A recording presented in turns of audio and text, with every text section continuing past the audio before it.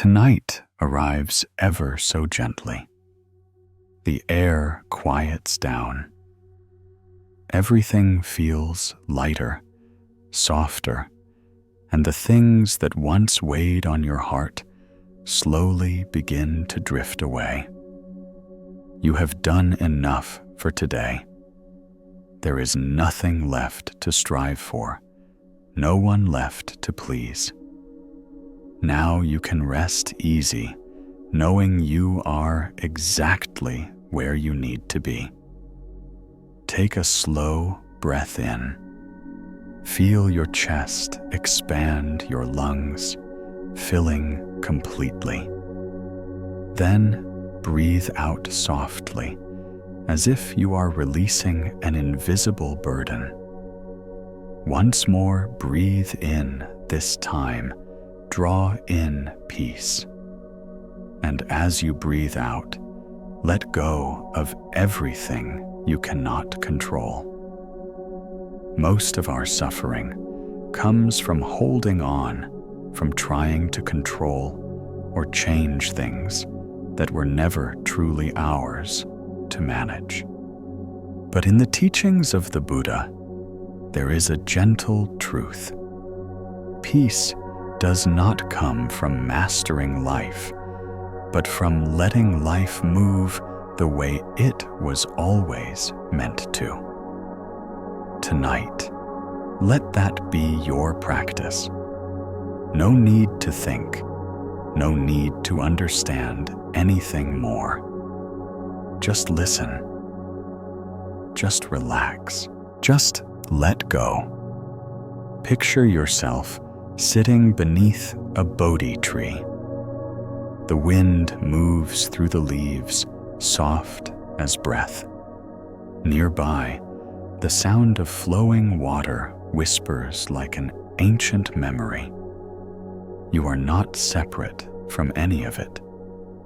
The world is breathing with you. The stories you are about to hear are not meant to be memorized. They are simply small mirrors reflecting the freedom that already lives inside your own ability to let go. And if, as you listen, you find even a single moment of peace, hold on to it. That moment is a gift meant just for you. And if that moment helps lighten your heart, let your gratitude become a small act. Subscribe to the channel so that whenever night falls, again, peace can find its way back to you. Now you may close your eyes. The world out there will take care of the rest. You no longer need to hold on. The story begins. Chapter 1. The river that held nothing back. The night drifts deeper. The sound of the wind outside feels like it is softly stepping through the reeds. In that silence, listen to the first story, the story of a river. Once upon a time, at the edge of a small village, there was a gentle river that flowed peacefully all year round. The villagers often came to its banks to wash clothes, carry water, or quietly sit and watch their reflection in the surface. Everyone said the river was beautiful because it could reflect the entire sky. One dry season, the river's water ran low. The riverbed revealed sparkling stones, but deep within the river came a whisper.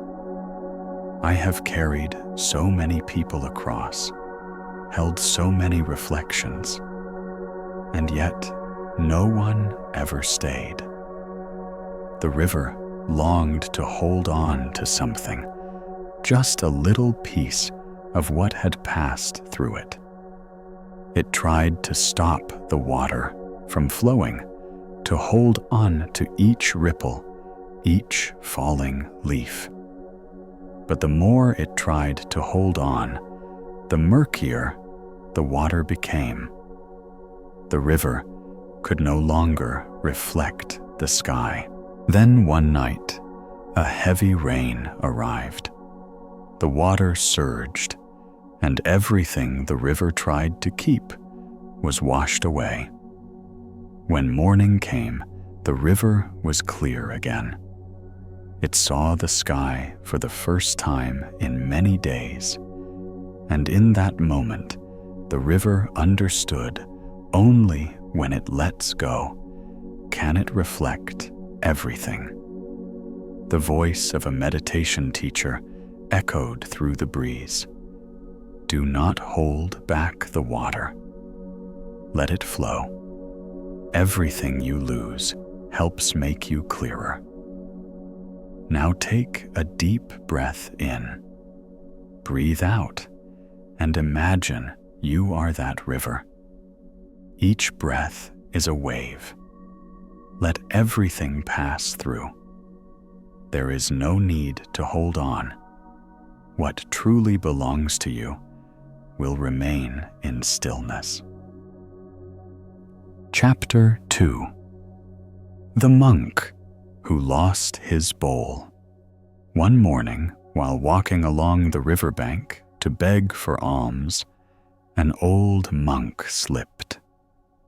The wooden bowl he carried fell into the water and was quickly swept away. His young disciple panicked. "Master, your only bowl is gone." The monk simply smiled, looked at the flowing water, and said, "Now I am truly light." That evening, the two rested in the forest. With no bowl to hold their rice, they used leaves and their hands. The disciple asked, "Without your bowl, are you not sad?" The monk replied, "If I am sad, it means I am still holding on to the bowl. But if I smile, then the bowl is still with me." The disciple fell silent. The hum of insects in the night sounded like an ancient chant. The monk added, "When you lose something, ask yourself, have you really lost it? Or have you just been given your freedom back?" That sentence echoed like a distant bell. Sometimes, what makes us suffer is not the loss itself, but our refusal to accept that it is already gone. Now let your hand touch your bed, feel the warmth of this very moment. Savor each breath as a small gift. There is no need to hold on, because everything is most beautiful while it is flowing. Chapter 3. The bamboo that bowed in the storm. One night, a storm rolled in. The whole forest shook. Proud, towering trees were uprooted and crashed to the ground. But a grove of slender bamboo remained standing. The next morning, a woodcutter passed by and asked in surprise, "You are so small. How did you survive the storm?" The bamboo gently answered, "Because I know how to bow." From that day on, people called bamboo the one who breathes. When the wind comes, bamboo leans with it. It does not resist. When the wind passes, it returns to peace. In meditation, that is the lesson of mindfulness, to accept what is coming and let it pass without making ourselves its victim.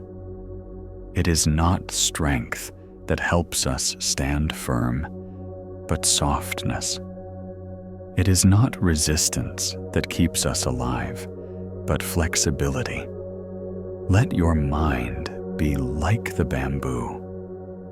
When the winds of memory, worry, or regret blow through, let them pass. You only need to breathe, only need to know you are here. And when the wind is gone, you are still whole. Chapter 4. The Candle and the Wind. The night has grown a little deeper. In the sky, thin clouds stretch out like a soft shawl, barely wrapped. In the courtyard of an old temple, a meditation teacher placed two very simple things in front of his student: a small candle burning steadily and the quiet night sky above. The teacher asked what the wind could do to the candle. The student replied that just a light gust would be enough to blow it out. The teacher smiled, looked up, and asked what the wind could do to the moonlight. The student hesitated, then shook his head. The teacher said, "What needs protecting is easily extinguished. What belongs to the open sky cannot be put out." The student stayed in the courtyard until late into the night, watching the candle that had gone out, and the moonlight still perfectly reflected on the surface of the lake. He understood then that true peace is not something we hold in our hands. It is a clarity that already exists within. When the mind opens like the sky, the wind that comes is also the wind that goes. Now allow your shoulders to drop just a little. Take a long breath in, as if opening a window for the night to come in. Breathe out slowly, as if releasing a leaf to drift across the doorstep. Picture a soft glow inside your chest. Not blinding, not demanding, just the gentle light of knowing you are breathing. With each breath in, the light becomes clearer.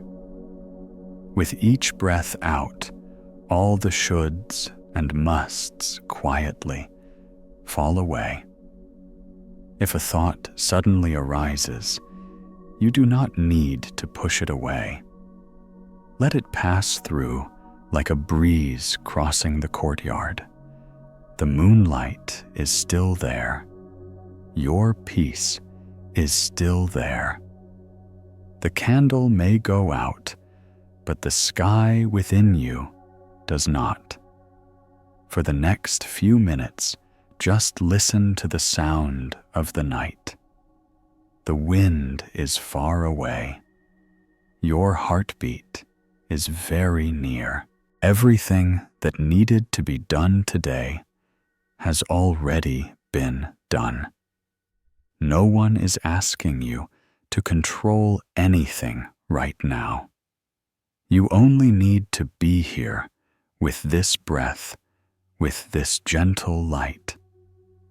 When you feel ready, softly whisper 3 gentle phrases to yourself. I accept what is here. I release what I cannot hold. I return to the clarity within me. There is nothing to rush. Let your eyes stay closed a little longer. Let the sky inside you stretch wide. For the rest of the night, if the wind passes through, just let it pass. The moonlight will still be there until you fall asleep.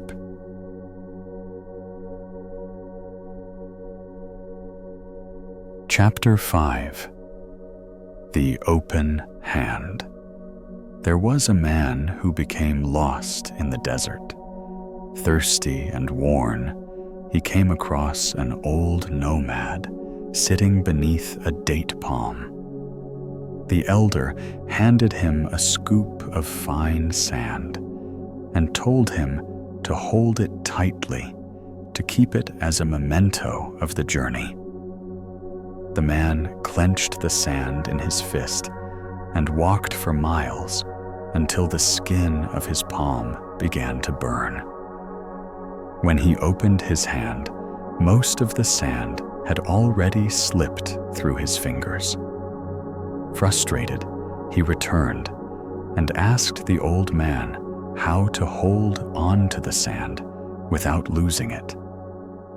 The elder held out his other hand, palm open and flat, and said that when your hand is open, the wind can pass through, and the grains meant to stay will gently remain.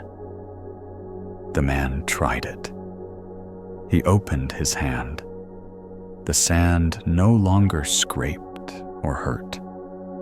A few grains rested quietly, like tiny lights on his skin. The rest danced away with the wind and the sun. He realized that holding tightly does not mean keeping. Sometimes clinging only brings pain.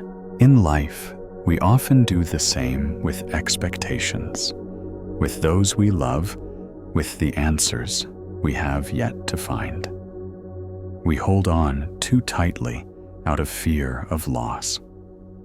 And then our hands bleed because the tiny grains of fate still find a way to slip through. Tonight, you can try something different. Place both hands on your lower belly. Breathe in. Feel your belly gently rise. Breathe out. Let your hands soften, as if a door has just opened. Inhale. Invite peace to enter. Exhale. Release all unnecessary control. Repeat this slowly. Let your body soften.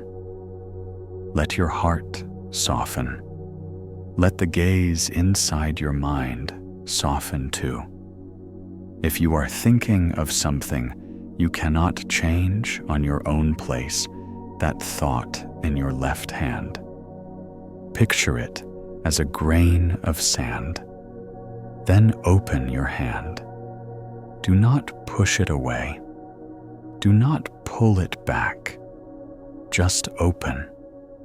Let your breath be the gentle breeze, your wisdom, the sky, your love, the ground that supports you. What belongs to you will remain naturally. What does not will leave without you having to hurt yourself. You may hear a quiet voice in your heart. Letting go is not losing. Letting go is becoming light enough to move forward. When you are light, sleep comes like an old friend. It does not demand. It does not blame. It simply sits beside you and holds your hand until morning. Before you fall more deeply into sleep, whisper 3 gentle promises to yourself. I will treat myself with kindness. I will let things come and go according to their own nature. I will remember to open my hand when my heart feels heavy. Now let your breath become a small boat. Each breath takes you farther from the shores of worry. The waves are soft. The moon is kind. The water is warm. You are safe. You can rest. Everything is just as it should be. As this chapter ends, the night is still long enough to hold you in sleep. From here, we will gently enter the guided meditation. There is nothing more you need to prepare, just a relaxed body, a steady breath, and a heart that has just begun to open. Chapter 6. The Pebble. In the Shoe. The path at night is calm, like the surface of a lake. There is a traveler walking, and yet finding no ease. Every step brings a sharp ache, as though someone hid a pin beneath the sand. When exhausted, he sat down by the roadside, removed his shoe, and discovered it was only a tiny pebble. He picked it up, laughed at himself so long he thought he was battling the whole world, and it turned out to be a small grain out of place. Some things in our heart are like that pebble in the shoe. They are so small, they are barely named yet. When we ignore them, they make each step hurt. Tonight, quietly look inside yourself for any such pebble. A trivial worry, a phrase still stuck, a promise long past due. Imagine you remove the shoe of your mind, flip it gently, and allow the pebble to fall onto the night's ground. Breathe in. You allow yourself to see that small truth. Breathe out. You set it down. No blame, no judgment. Just return it to the place of sand and breeze. From here on, each step will be a little lighter, each thought a little less sharp. And if tomorrow, by accident, you pick up another pebble, you will know how to remove the shoe and smile. Chapter 7. The Boat Without an Oar. On the misty river, there is an old boat quietly drifting. The driver is old, his hand trembling, so he sets aside his oar. A young man standing on the riverbank, watching, asks impatiently why he does not row. The old man answers that this river has its own current, and on some nights the boat returns to shore faster when he lets go. We grew up with the habit that we must do something immediately. When we face a problem, we rush to grab every oar within reach. But there are things that only need doing nothing. It is not giving up. It is a gentle trust in the rhythm of life. Tonight, try placing your oar down beside you. Allow the river to carry your boat. Breathe in, whisper inside that you have done enough for today. Breathe out, permit all that remains to find its own way home. You lie still, yet life still flows, because that is its nature. When you no longer stir the water, the river surface can reflect the moon. When you stop rushing to change things, your mind can reflect peace. Chapter 8.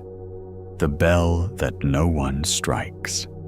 In a small temple on a hill, there hangs a bronze bell. The rainy season passes. Dew gathers into drops that fall evenly on the bell's surface, creating a very faint sound. No one strikes it yet. The sound echoes. A pilgrim asked the abbot why the bell could ring without a person. The abbot smiled and said that when the mind is quiet enough, every slight contact of life becomes music. Within our heart, there is a bell like that too. When the day is noisy, we hear nothing but collisions and demands. When night falls and the breath slows down, a drop of dew of the present moment touches us, and the gentle sound rings. It might be a small feeling of gratitude, a peaceful image that passes, a memory that no longer wounds. Now place your attention on your breath, as if putting an ear near the bell. Breathe in just to listen. Breathe out just to ring. If a worry touches you, view it as a drop of dew on the bronze. No need to chase it away. Let it become a small sound, then fade into the void. Each breath is a wave of sound, spreading gently, light enough not to wake anyone, but your own tender awareness. Chapter 9. The Garden Without a Fence. There is a garden with no fence. Passers-by may pause to smell the flowers, then move on. Birds may alight, carry seed from distant forests. Some days, the wind brings stray weeds. Some days, the rain carries the scent of soil from another city. The gardener does not lock his gate. Every morning, he walks the paths, picking up fallen leaves, watering the weak roots, and smiles at even the unnamed flower. Our mind can also be such a garden. We do not need to erect fences to control everything. We simply need to be present each day as a patient gardener. What is good, we nurture. What does not fit, we gently remove. What we do not yet understand, we let grow a few more days under the sun. Tonight, walk through your garden in your imagination. Breathe in touch a flower of gratitude. Breathe out, lift a weary leaf fallen from a branch of worry. Breathe in water, the drought of faith. Breathe out, open the gate to a cool breeze. A garden needs no fence, only a heart that knows how to tend. Chapter 10. Footsteps on the sand. On the shore of the sea, a man walks along the water's edge. Each step leaves an impression in the wet sand, then is quickly erased by the wave. At first, he feels sad because the footprints do not stay. Later, he realizes that it is precisely the erasure that keeps the beach fresh. If every mark stayed firm, the beach would become a stone no longer soft for any footstep. Over the past days, you have left many footprints in your mind. A sentence left unfinished, a decision whose right or wrong you still do not know, a fleeting moment of joy.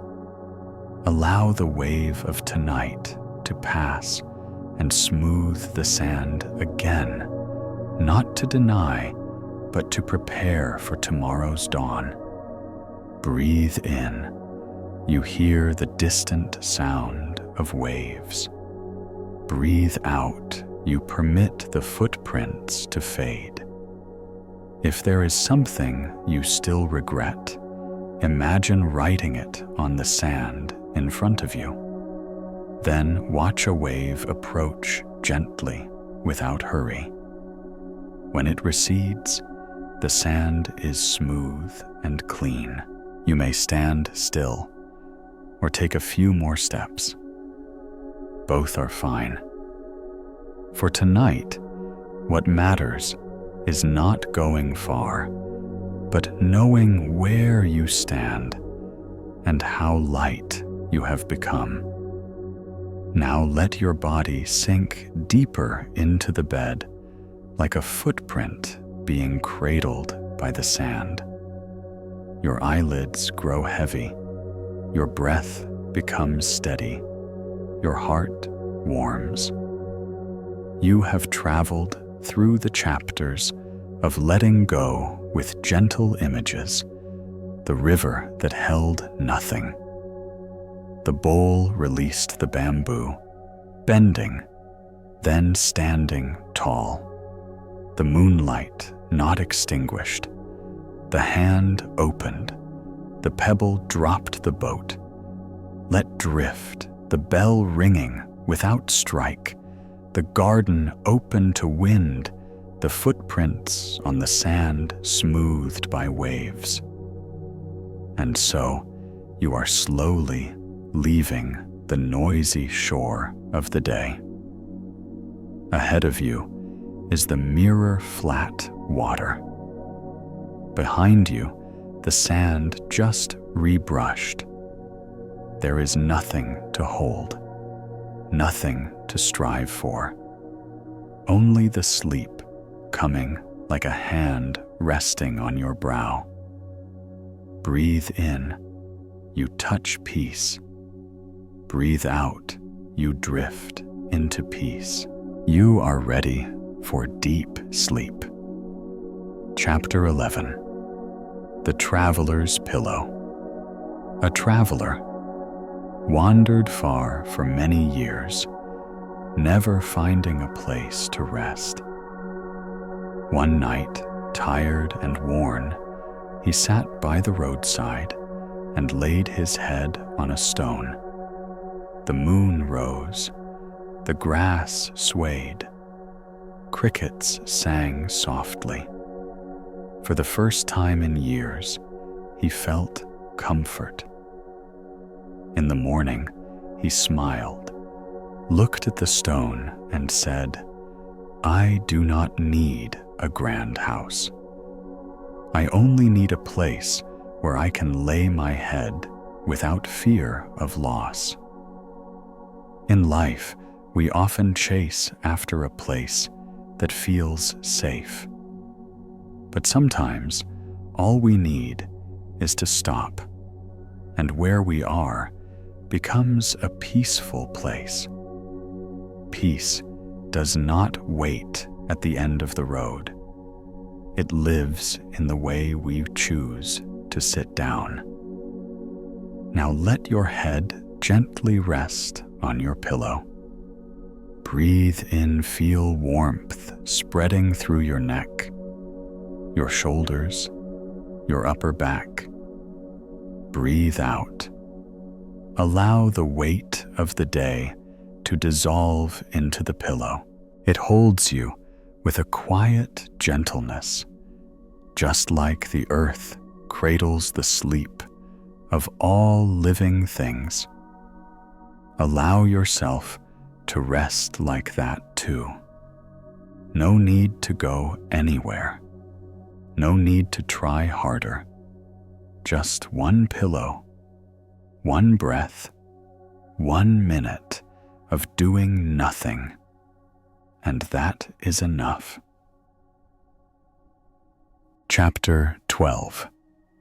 The Drop on the Lotus Leaf. One rainy morning, a meditation teacher led his student to the lotus pond. On one leaf sat a single drop of water, round bright like a tiny jewel. The teacher asked, "How can we keep this drop forever?" The student thought for a long while, then said, "I would place it in a jar." The teacher shook his head, tilted the leaf, and let the drop fall into the pond, merging with countless others. He said, "Now it will never be lost. That story is as small as a breath, yet it holds the whole sky. When you dissolve into life, you do not disappear. You return. Imagine a drop of water resting in the center of your chest. Breathe in, and the drop grows clearer. Breathe out, and it falls, merging into the ocean of your breath.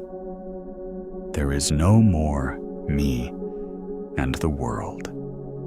There is only the gentle movement of being. All worries, like the lotus leaf, are only a temporary stop for the rain. When the drop falls, the leaf becomes light again. If tonight your heart feels heavy, allow that drop in you to fall. Do not hold it back. Let it return to where it belongs, into boundless stillness.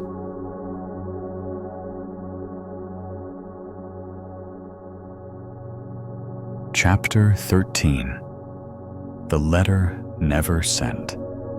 In the drawer of a meditation hall, there lies a stack of old letters. No addresses, no stamps. Only simple words written. I forgive you, Dad. I still miss you, Mom. I hope they are at peace. The young monks asked why the letters had never been sent. The abbot said, because once they finished writing, they no longer needed to send them.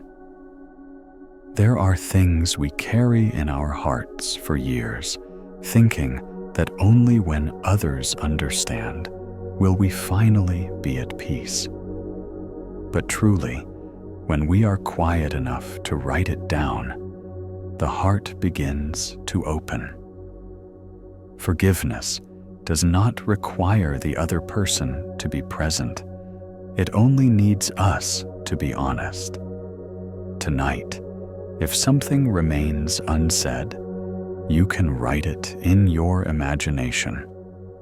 Write a letter that has no recipient. Write to free your own hands. Breathe in.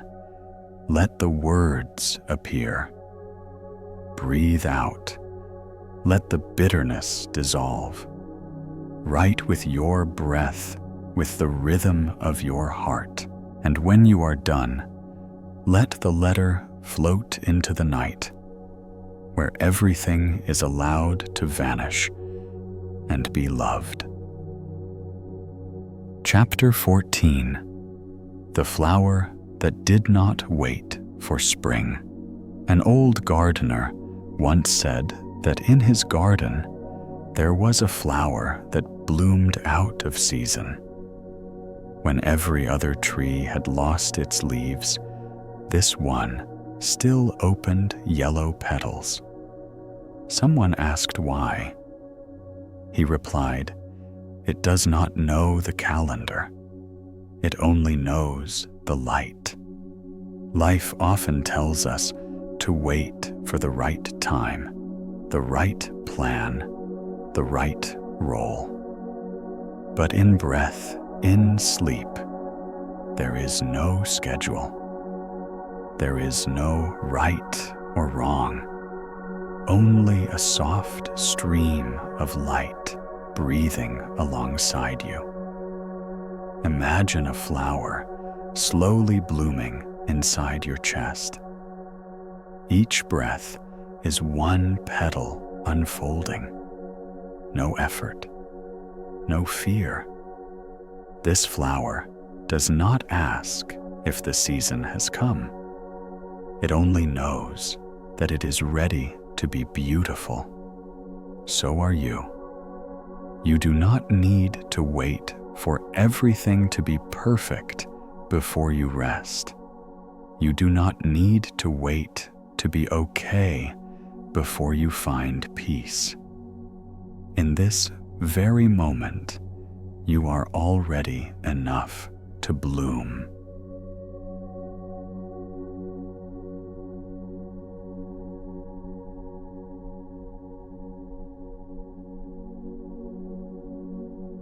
Chapter 15.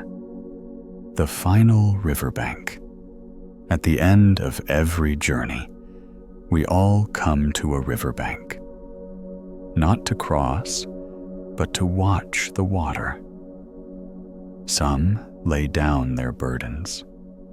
Some remove their shoes. Some simply sit in silence, gazing at the moon broken across the waves. There are no questions left to answer. The oldest person in the village once said that this riverbank has no boats because no one needs to go to the other side. If you sit long enough, you will see the far shore, and this one are just two ways of looking at the same flow. Now you are also at that riverbank. Breathe in, hear the sound of water flowing through your heart. Breathe out, see the moonlight shining within you. There is nowhere to go, nowhere to arrive. The riverbank is where all stories rest. And sleep is a riverbank just as gentle. Chapter 16. The House That Breathed Light. The night has passed its halfway mark, and the city outside looks like a sea of stars fallen to the earth.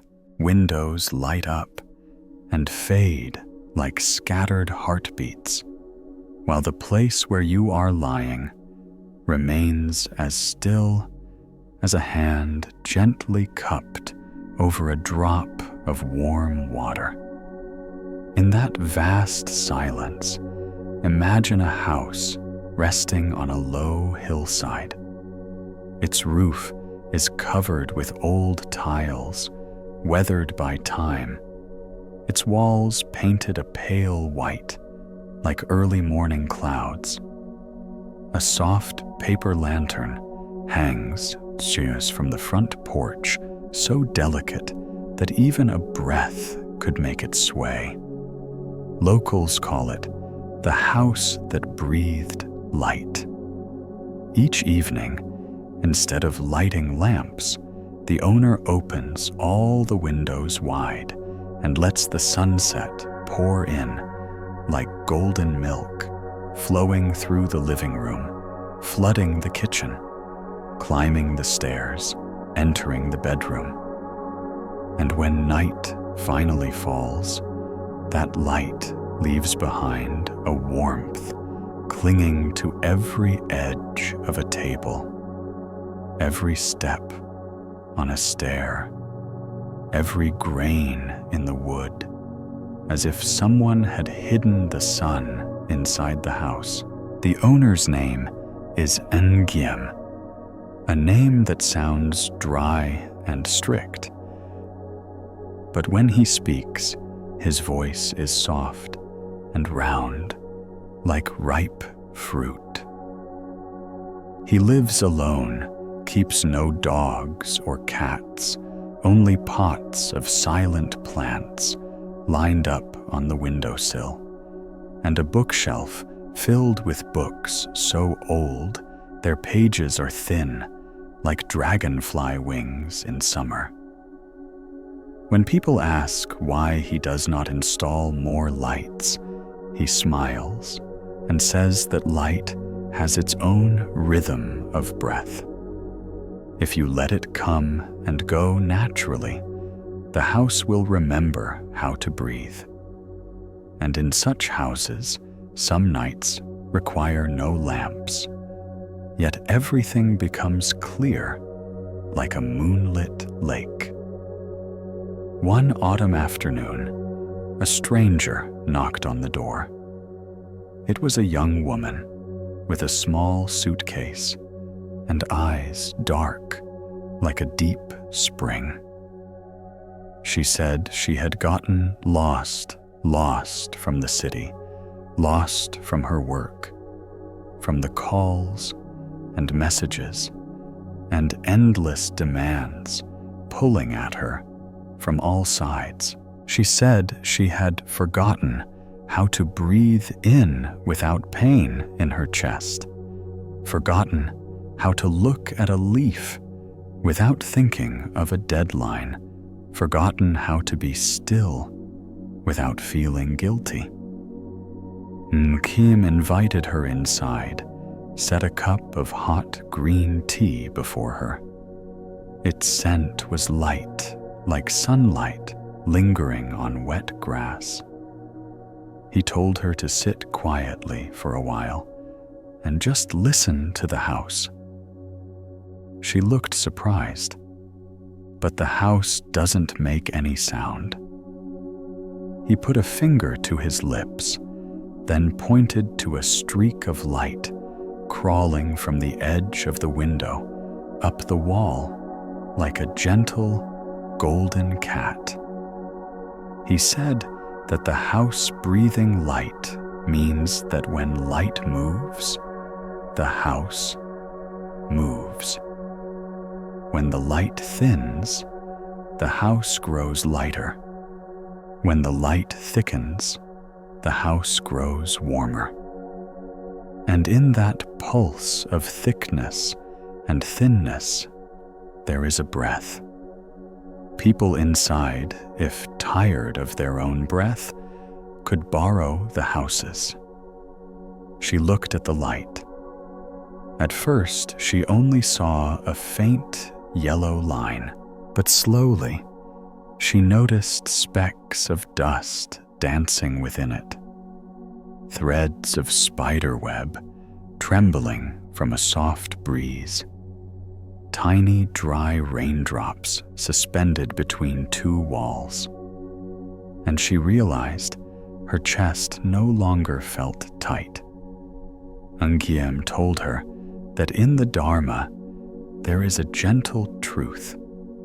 When the mind stops and simply sees everything, becomes clear and soft, like still water, settling on its own, like the moon reflecting, not because it tries to, but because the clouds have cleared.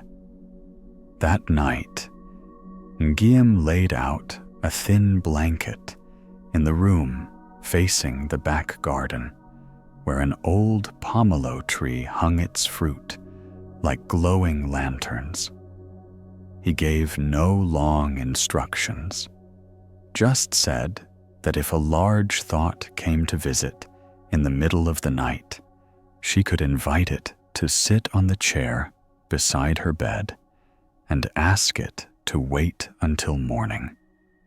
Because night is the time for breathing, and loud voices should learn how to whisper. She laughed, thinking he was telling her a bedtime story, but as the night crept in like a gentle cat, she truly did hear familiar thoughts arrive, unfinished tasks, worries about what others think, reminders of things she could not own, yet still clung to. They knocked politely, and she remembered his words. She invited each thought to sit in the chair beside her bed. She told them she knew they had worked hard to protect her, but tonight she would like to borrow the breath of this house. They could return in the morning if needed. Strangely, the thoughts were not offended. They sat down like tired guests, leaned back in the chair, and closed their eyes. Her breath became steady, like the sound of footsteps walking down a soft earth path after rain. When the invisible clock of the night pointed to its deepest quiet, she heard a faint rustle in the garden. She opened her eyes and saw moonlight resting on the pomelo leaves. Dewdrops were forming like round letters from a letter that never needed sending. She remembered the flower that did not wait for spring, the footprints erased by waves. And suddenly, her heart opened wide like a quiet train station after the last train has gone. She thought of all the things she had tried to control these past years, lists as long as walls. And she understood the wall had not been built by the world, but by herself, one small brick of fear and expectation at a time. And now, with a single breath removing one brick, there was a crack of light, room for wind to pass through. She placed her hand on her chest, thanked her heart for working so hard without asking for praise, thanked her eyes for still seeing the moon through the window without needing a reason, thanked her hands for knowing when to let go. And slowly, she whispered 3 quiet sentences to herself. I accept what is here. I release what I cannot hold. I return to the clarity within me. The words passed through her like water through tree roots, silent, sincere, and true. And when the words dissolved, she realized she was lying in a soft glow, not from a lamp, not from the moon, but from the light that comes when you stop trying to be someone else, even for a moment. The next morning, Nguyen woke early. He opened the doors to let in the new sunlight, like opening a misaddressed letter. He made tea and woke her gently with the whisper of a boiling kettle. She stepped out to the porch, sat in the old wooden chair, holding a warm teacup in her hands.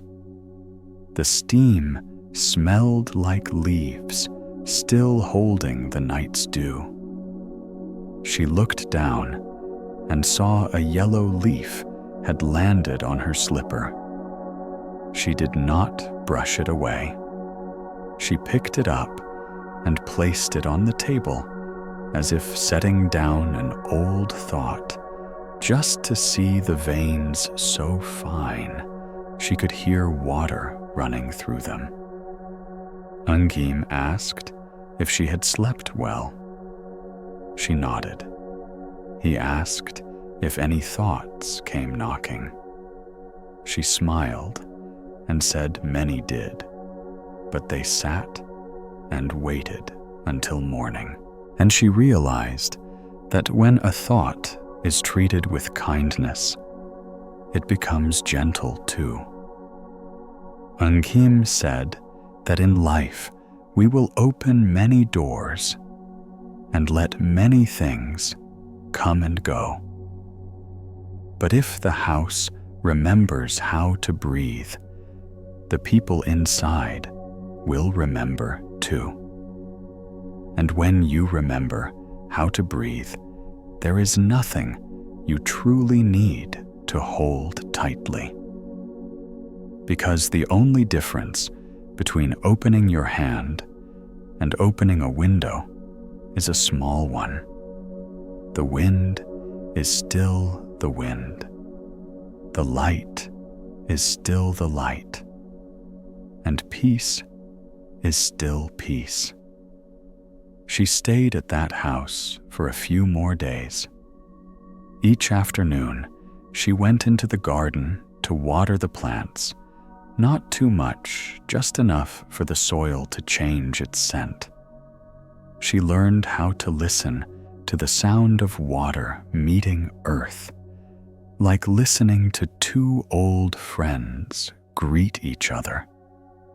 She learned how to place bowls on the table without a sound, learned how to walk slowly down the hallway so her shadow would not break the line of light, learned how to fold a blanket in the morning as if folding a letter to herself. One day, the rain came suddenly. The house dimmed, but did not feel sad because the windows remained open and the rain passed through the porch like a guest in a wet coat seeking shelter for just a while. She and Ngiem sat and listened to the rain. Each drop hitting the tile roof was like a grain of time falling into an empty drum. And in the sound of rain, she no longer worried about how to control the storm.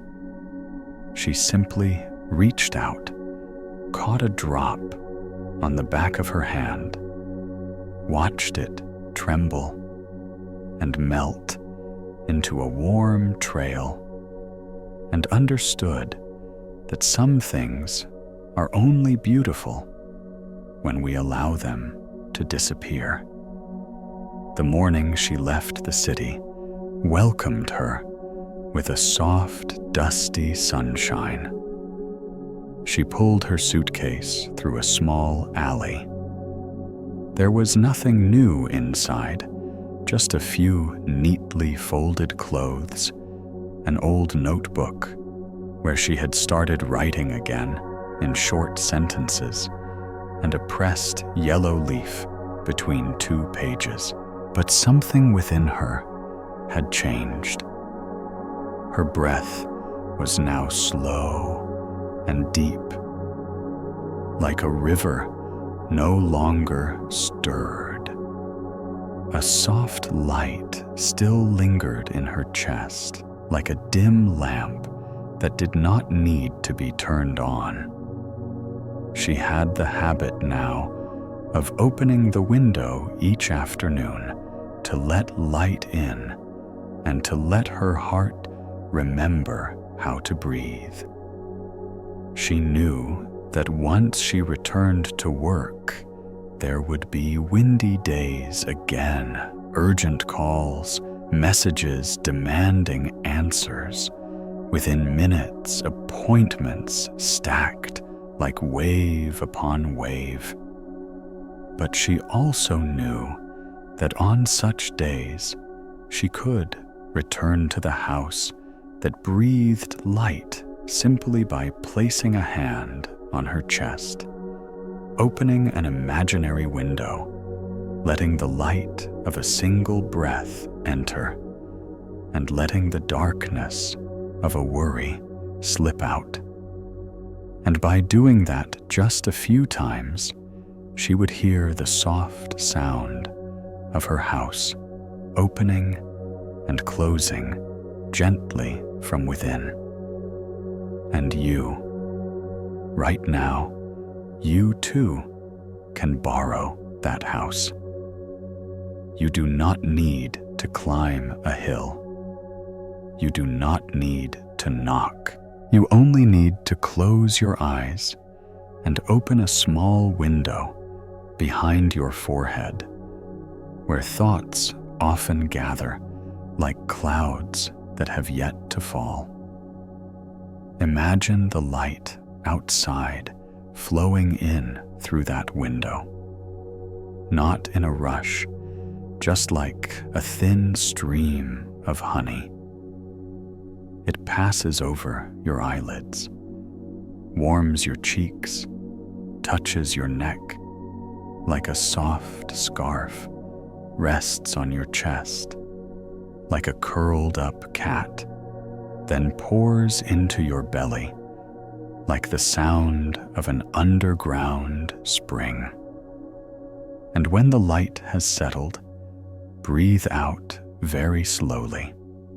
Give back to the night what the night understands better than you. Give back to the wind what the wind is more skilled at.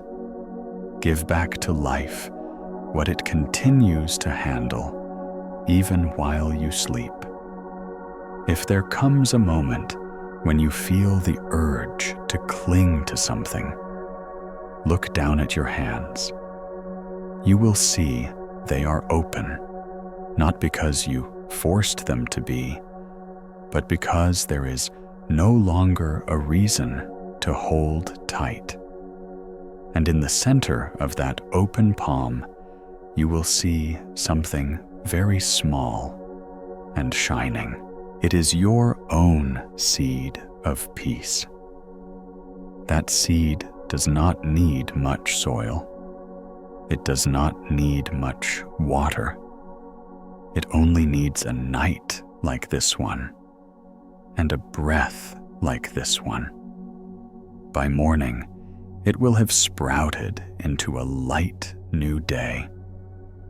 Now let your body sink deeper into the bed like a house breathing, light, sinking gently into the hillside as the mist comes down. Listen to the silence rise and fall like the chest of a great being, cradling the whole city. Allow each window inside you to darken one by one, not out of emptiness, but because of fullness. And just before sleep, lays a soft cloth over you. Whisper one quiet thank you to all the things you have stopped trying to control. The night understands. The wind understands. The moon understands. The house that breathes light understands. And your heart, after a long day, understands too. You have arrived at your own home. Chapter 17. The station without a schedule. The night passes like a long, nameless train as the stars outside the window blink open and shut like gentle eyes. And in that stillness, imagine yourself standing at a small train station, one with no billboards, No loudspeakers announcing departures. No electronic signs, flashing words. No arrows pointing the way. Just an old wooden canopy and a bench smoothed down by years of silent waiting. This station does not have a clock because the station master says that time here is measured by the sound of shoes on the tile floor and by the heartbeat of those who have paused. In the morning, people arrive with suitcases full of plans tied tight with the string of urgency. In the evening, they leave with lighter bags, having forgotten a little worry on the bench. Today you have arrived too. In your hand is a schedule written full of times and check boxes, but as you sit down, a breeze brushes past, and the paper trembles like a tired bird. You see the words blur like salt, dissolving into morning mist. You want to keep them, but your fingers pause because you remember some things are only true when they are opened. The station master brings you a cup of warm water and says, "Trains here are never late, and they are never on time. They arrive when the tracks are quiet enough, and they depart when the sky is bright enough." You laugh, thinking it is a riddle, but then you hear the rails hum softly under a thin layer of dust, like someone lightly plucking a string, and you understand that some rhythms of life do not belong to your wristwatch, but to the quiet listening within your chest. An old woman sitting across from you opens a handkerchief and takes out a small apple. She offers it to you and says, "Eat it to taste the flavor of slowness." The apple is not too sweet, but its juice is clear, like a drop of dawn, and with the first bite, you hear the sound of an old day falling off your shoulders. The station master tells you that once there was a giant bulletin board here, its letters changing every hour. But one stormy night, the wood softened by years, broke and fell like an old leaf. He never put it back. He realized that everyone had been looking at the board and forgetting to look at the tracks. Since the board came down, people started noticing the clouds changing shapes. They saw birds taking turns slicing through the sky between the rooftops. And since the board came down, people stopped asking when the train would come and started asking each other where they were really going in their hearts. A child runs by hugging a small wooden toy train. He places it on chalk tracks drawn on the tile floor and pushes it gently. The round wheels roll without a sound, and suddenly you understand the most beautiful movement is the one that makes no noise to prove it is moving. A young man stands at the platform's edge, staring into the dark. He holds an unopened letter. Then, slowly he folds it and slips it into his pocket. as if opening it no longer matters as much as taking one full breath. At the far end of the platform, a girl carefully closes an empty suitcase. She says that tomorrow she wants to carry as little as possible, so there will be space for what arrives unexpectedly. The tracks beneath your feet hum now and then, like the heartbeat of someone who has just remembered a kindness forgotten long ago. And without meaning to, you place your schedule down on the bench. You notice the lines you wrote start to fade, turning into silver fish swimming toward the shadows beneath the seat. You want to call them back, but then you do not, because you see the space they leave behind is like a new window opening inside your chest. The station master sits down beside you and says that some trains do not need chasing. If you sit still long enough, they will return like birds coming home at dusk. He tells you about a man who years ago missed what he believed was the most important train of his life. He sat on this bench until midnight. When the moon rose, he stood up, threw the ticket into the trash, and walked along the rails. 3 years later, he came back and said that train had not taken him where he needed to go. The path he walked instead was the one that led him home. It sounds like a dream, but the tile beneath your feet is warm like a hand once pressed to your forehead when you were a child. And you believe it because truth often wears the shape of peace. You lean back on the bench and hear a distant train approaching.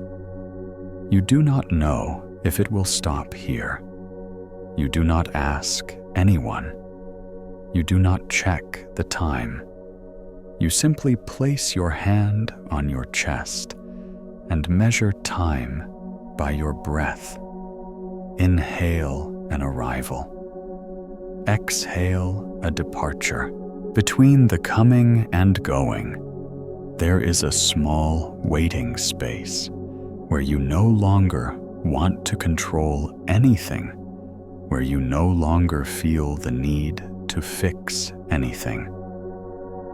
That space is soft, like the edge of the old woman's handkerchief. In that space, you realize every schedule in life is just a suggestion. The real station is beneath your breastbone, where there is always a bench waiting for you, a place where you can sit with the truth without needing words pinned up above you. The train passes without stopping. A strong wind lifts your hair as if something wanted to prove it was here. But you stay still and smile because you know some things pass only to remind you that you no longer need to chase. Then, from the other side, another train arrives. Not loud, not bright, just a line of dim windows like sleeping eyes. It slows. It stops. Its doors open. No chime, no announcement. The station master says nothing. He simply nods to you, like someone who has remembered your name. You stand lightly, as if rising from a gentle dream. You do not bring your schedule. The paper now rests like a fallen leaf on the bench. You step onto the train and find a seat by the window. As it pulls away, you glance back at the small platform. The station master lifts a hand, a silent farewell. The old woman bites into her apple. The child pushes his toy train along the chalk lines. Above the roof, the sky opens like a giant book with no words. You close your eyes and let the wind pass through your lashes, whispering to yourself that perhaps the only thing you need to control is your kindness toward yourself during the times you are waiting. For everything else, let it find its moment. The train moves quietly, like a long breath. Villages fade, like memories that have learned to smile. The river flows beside you, like an old song, and in the sound of iron wheels on tracks, you drift into a sleep that smells of wood, of apples, of wind, a sleep that does not need a signboard to tell you when peace has arrived or when it has chosen to stay. Chapter 18. The Sleeping Mirror. Lake. If the station without a schedule teaches you how to sit still in uncertain hours, the sleeping mirror lake will show you the true face of peace, reflected in a surface that asks for nothing. Imagine a valley open like a palm between hills of grazing sheep. At its center lies a perfectly round lake that people jokingly call the Earth's Eye. In the daytime, it mirrors the sky, and clouds drifting by like greetings that leave no footsteps.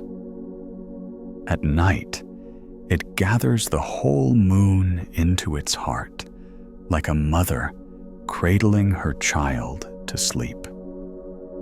Locals say that on windless nights, you can hear the lake breathe, not the sound of water, but a tiny rhythm of rising and falling where no muscles exist. Tonight, you walk to the water's edge with the stars now higher than rooftops. The grass underfoot is soft and damp, like it has just been washed by dew. You sit on a flat stone and lean toward the lake's surface. At first, you only see your reflection, like a streak of ink quivering. Then you see the arc of the moon fractured into countless shards. Then, tiny lights moving like schools of fish. And then everything fades into a dark mirror where every line has been smoothed by the hand of night. The lake keeper passes by a wool blanket draped over his shoulder and a small lantern in hand meant to guide latecomers. He stops beside you, places the lantern on the ground, but does not light it. The light inside your heart, he says, is enough to see the way tonight. He asks if you know how the lake remains so still. You guess because there is no wind. He shakes his head. Because the lake does not want anything. Water becomes still when it stops demanding the shape of the sky. You smile, his words skim across your heart like a leaf touching water.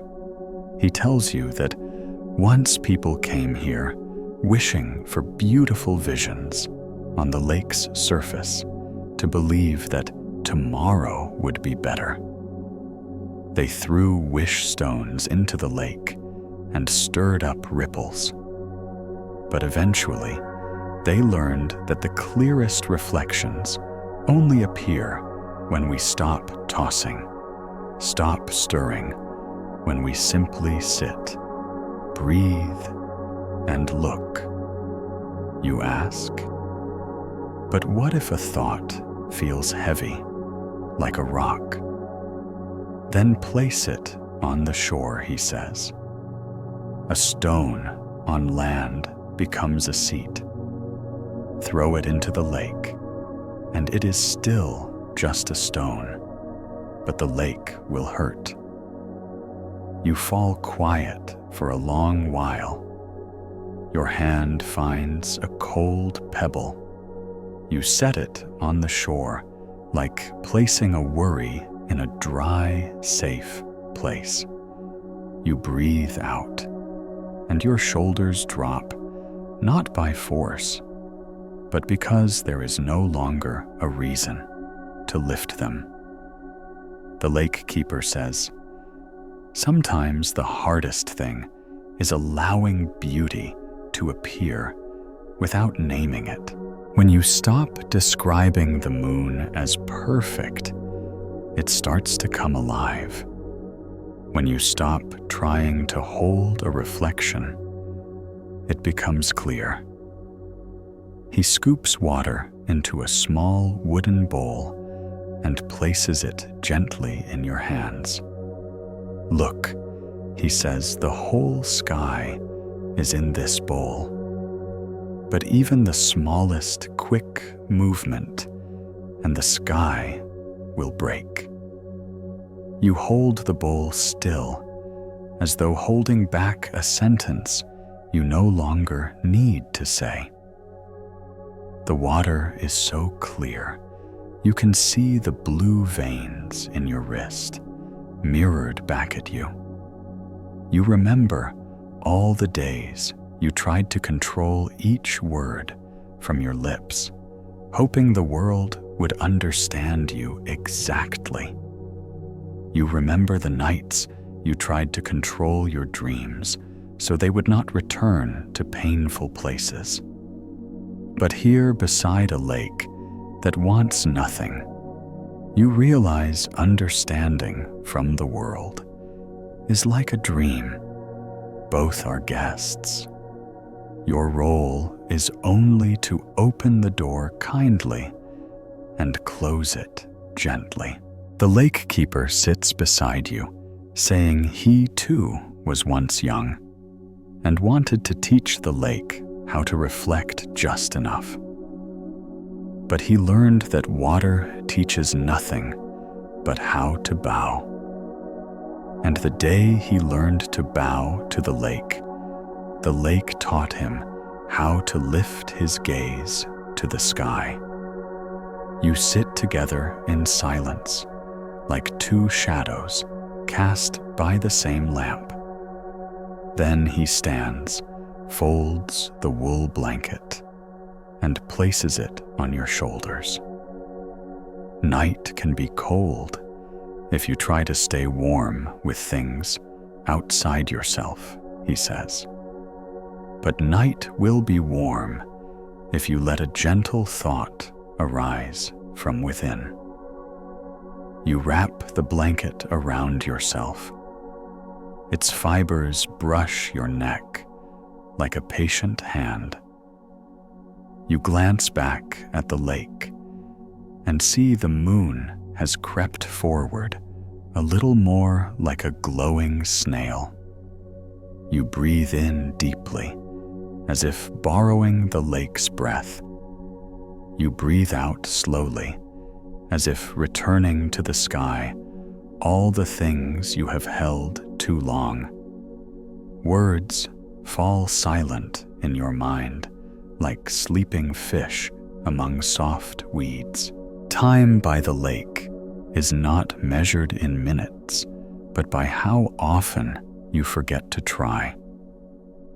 A night bird passes overhead, its shape reflected for just a second before vanishing. And you smile, realizing this is how the heart should treat memories. Give them 1 second to appear and a lifetime to dissolve. You hand the bowl back to the lake keeper. He nods and tucks it away like a secret that has been shared. You stand. The grass beneath your feet releases a cool scent, like the quiet laughter of earth. The path home is a silver thread stretched between bushes. You need no lantern. Your eyes have grown used to this soft light of night. You walk unhurried. Each step sends invisible ripples behind you into the lake, but you do not turn around. You let the ripples find their own shore. At the end of the trail is a house that breathes light. You remember you have been there before. The windows are open. Silence spills out like tea-scented steam. You place your hand on the door handle and feel your breath fall into rhythm with the houses, as if two old friends have found each other again after a busy season. Night drapes another soft blanket over your shoulders, and as you lie down, your eyelids fall like leaves. Behind your closed lashes is another lake, this one inside you. It reflects your own sky. It is still because it wants nothing. It is bright because it competes with nothing. It is at peace because it has learned to love even the smallest ripple. You drift into sleep like a warm pebble falling into grass. No sound, no mark. Only the feeling of arriving at a place that has waited for you a long, long time. A place where you do not have to do anything except breathe and let peace unfold. Chapter 19. The Path of White Salt. The night stretches long, like a ribbon of cool silk laid across the shoulders of the city. And at the end of that ribbon lies a field of white salt so bright it dazzles. White, like a dream just awakened by sunlight. White, like blank pages yet to be written on. In the middle of the salt field are square basins, silent like flat mirrors placed on the earth to let the sky see itself. You walk along a narrow path between the salt plots, so slim that each step feels like drawing a fine line into the water's edge. The sea breeze rustles by, and the salty scent touches your nose like a call from childhood, when your lips first tasted salt, not from the sea, but from your mother's tears. At the edge of the field, a woman is raking salt. She is small, but steady. A conical hat shades half her face. Each stroke of her rake carves diagonal lines as precise as quiet verses in a poem. You approach and greet her. She looks up.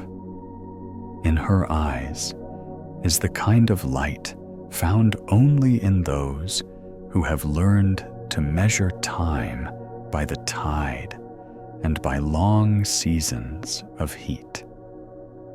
She places a pinch of salt in your palm, coarse grains resting in her wrinkled hand, and tells you to taste it.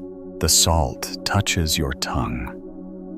First, it is sharp, then clear, then a lingering aftertaste that stays like the truth behind many forgotten words. She says that each salt grain is a drop of ocean that has let go of its shape to become a tiny crystal light enough to rest on a fingertip.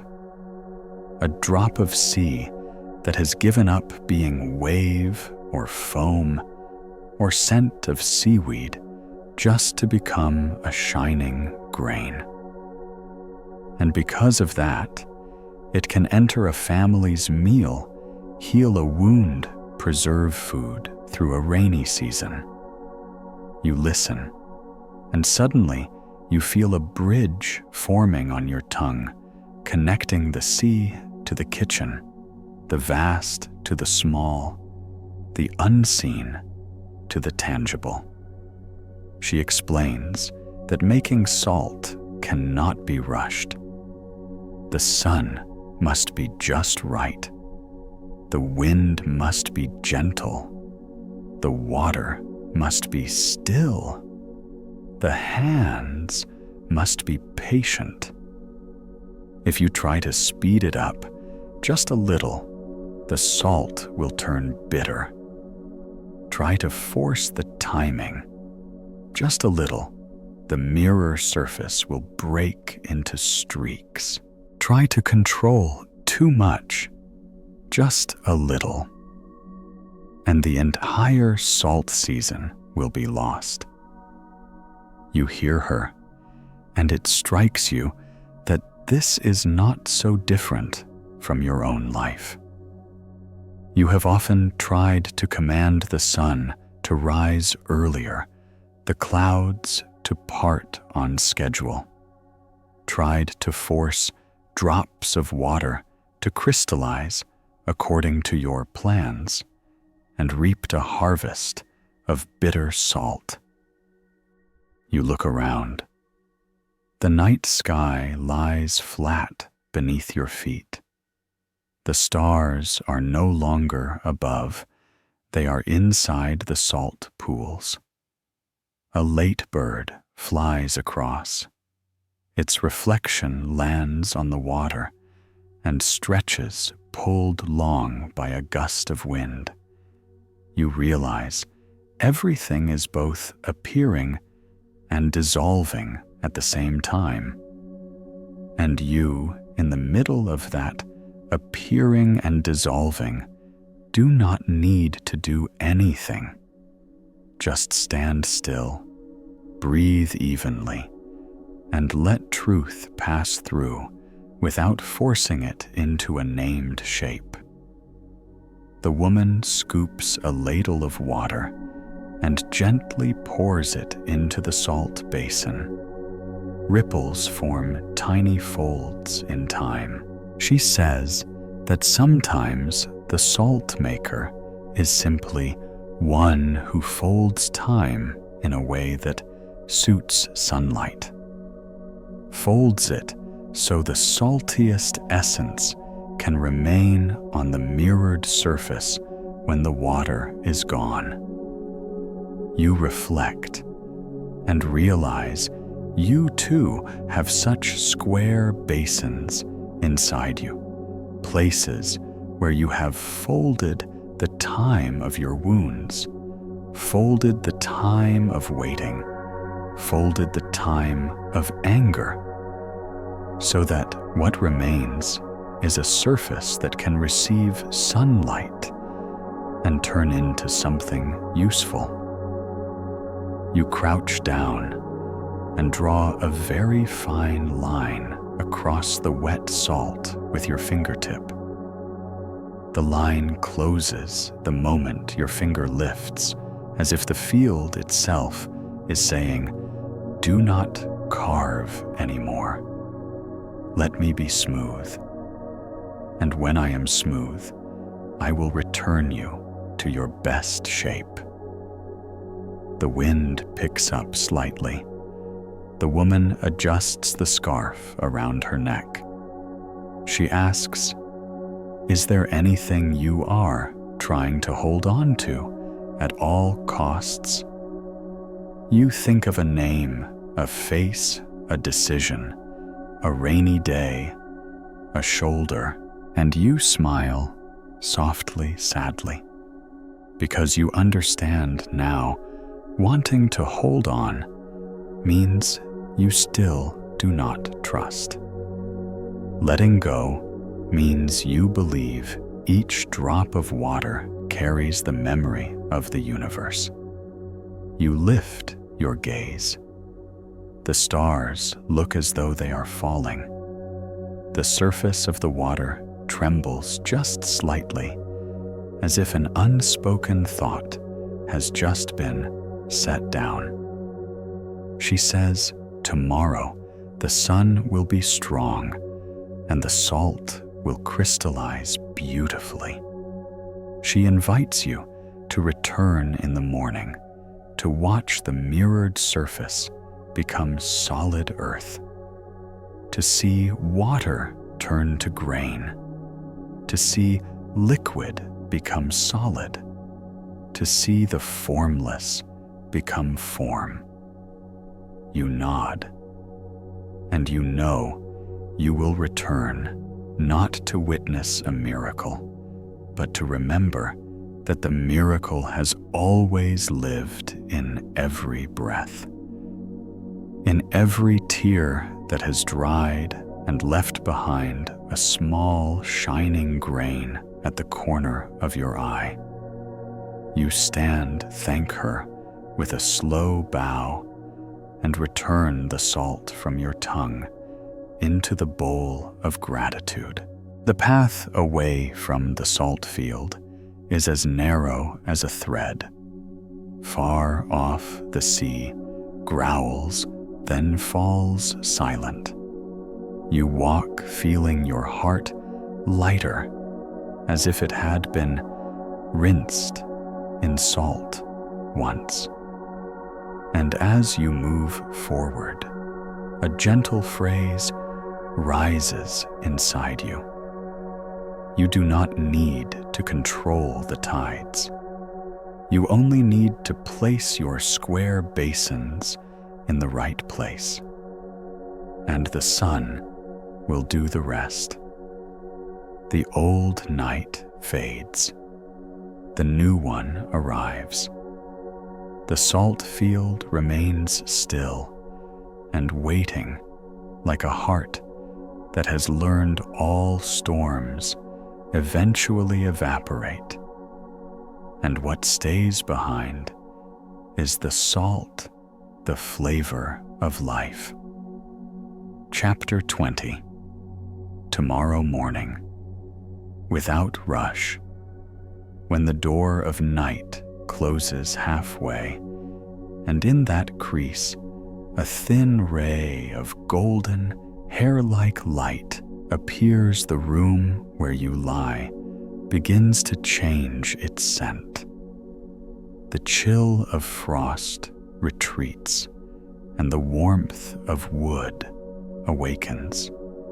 On the windowsill, a dry leaf has just slid from the frame and lies on the floor like a bird whose wings have grown weary.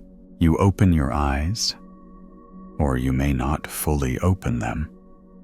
You only lift your eyelids so they become a little less heavy, and you hear a simple truth, almost easy to miss.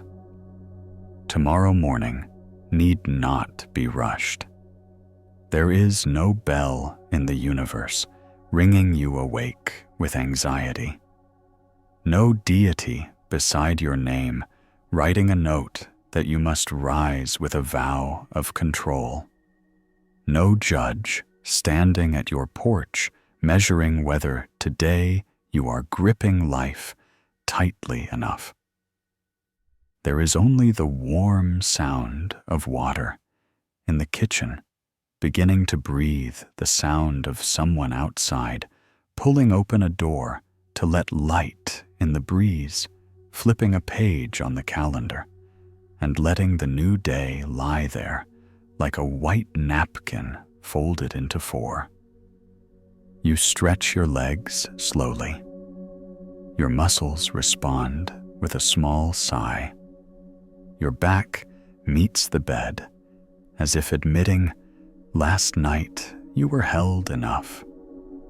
You place your hand on your lower belly and wait for a breath in, a breath out. In the space between the two waves, you may make a small pledge to yourself. A pledge not to do, but to forget that if today it rains, let it rain gently. If the sun shines, let it warm for a long time. If the wind blows, let it pass through an open door. If you get stuck in traffic, breathe deeply in your seat. If someone brings a storm, be the bending bamboo. If a plan changes, be the lake that desires nothing. You sit up like a leaf rising from the water. No rush, no cracking, no noise. You fold the blanket into a neat rectangle and place it at the foot of the bed, as though you were folding yesterday into its place. You step barefoot onto the floor. The wood is cool, like the palm of the earth touching the soles of your feet. You walk a few steps to the window and unlock the latch. The window opens, not so the light floods in, but so it can step in softly. Dust rises in the beam, like small, stirred dreams awakened. In the distance, you hear a street vendor calling. The pitch rises and falls like a river at night. You stand there and realize you no longer want to list every hour. You realize the only thing you want to do well is to be present, and being present does not require control. Being present only needs a heart that is not in a hurry. You make tea. The water boiling pours over the leaves and sounds like rain on a roof. The scent of the tea unfolds layer by layer in your nose and your mind. You pour into a small cup, warm in hand, hands warm in heart, heart warm in day. You sip and taste the story of yesterday's salt field, the mirror lake, the station, the house that breathed with light. They connect as a string of beads that need no tying, because the beads draw themselves together by the gentle gravity of truth. You look out at the road. People are starting their day. Some walk fast because they are late. Others walk slowly because they are listening to music. Someone stops to tie a shoelace. A child shades her eyes with a hand and laughs as the sun breaks a golden piece on her shoulder, like slicing a piece of cake. You realize the world does not need you to be the gatekeeper. It doesn't need you to hold all the keys to every door. You only need to hold the key to your heart, and that key isn't meant to lock things, but to open them. You take a small piece of paper and write 3 very short lines beside the T. Today I will be gentle with myself. Today I will release what is not mine. Today I trust the flow of life. That small paper lies there like a grain of salt beside your meal. Not big, not showy, but if you forget, a touch on the tongue will remind you. You change clothes, open the door step on the porch. The sky is brighter. Birds on the power line shift their feet as if rehearsing a very old dance. You close the door behind you. The click of the lock is like a nod to the room. You walk down the front steps, each step a breath, and at the last step, you understand you are not entering a battle. You are not stepping into a project of control. You are stepping into a rhythm, and in that rhythm, there are notes that you did not write, beats that arrive when you are smiling, pauses that keep the melody from tiring. Your task is to play your part with a heart that has slept well. You move on, knowing that if your rhythm fails, you will return by one breath. If rain falls into your heart, you will let it wash a square clean. If darkness visits you, will swing the window open for the light within to go out. You will not rush, and tomorrow morning will not be rushed, because peace doesn't come when you win. Peace comes when you stop trying to be the victor. You stop at a fork in the road, look right, look left, and then look ahead. Any road will do, because the important thing is not which path, but how you walk it. You continue, light of heart, and something inside you whispers that tonight, when you lie down, you will hear your own voice say softly, "You have done enough, and you are allowed to sleep." And now, just one more step, just one more breath, just a very small smile. The day has begun in its own way, and you have begun in your own way, the way without rush, without control, without needing applause, only a heart that feels its own right beat. Chapter 21. The Library of Breaths. The night lies still, like a page of a book, read to its most beautiful part, and folded halfway so the scent of the letters still lingers on the fingertips. You enter a long house with a high roof and arched windows that open onto the sky where the first star is lighting itself without needing a musician. People call this place the Library of Breaths, because here there is a catalog by author, no classification by subject, only books arranged by the rhythm of breath, slow or fast, deep or shallow, warm or cool. On each wooden shelf sit books with plain covers and no titles. When you pull one out and open it, instead of words, you breathe in a subtle fragrance like night mist.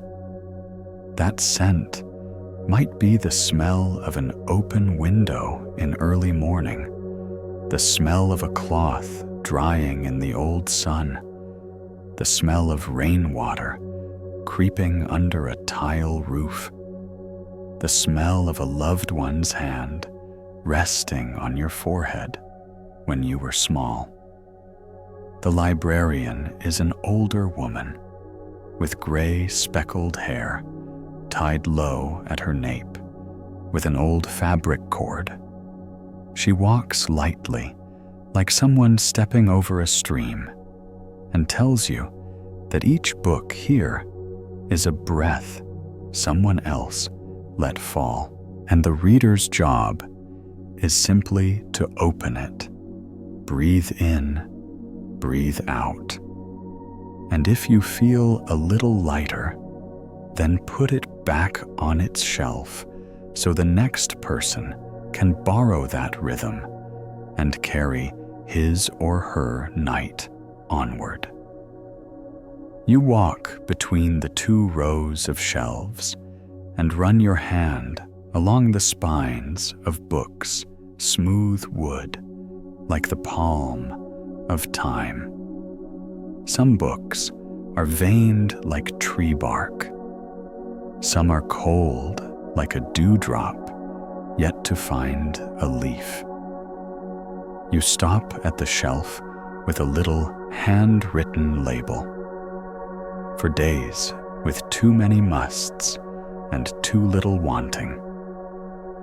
You pull a book of just the right size, open it halfway, and a green fragrance flows out the smell of newly cut grass where children kick a ball in late afternoon, the smell of a dusty country road when a yellow cat crosses the smell of a cotton shirt hung just right in the wind and worn on a first warm summer day.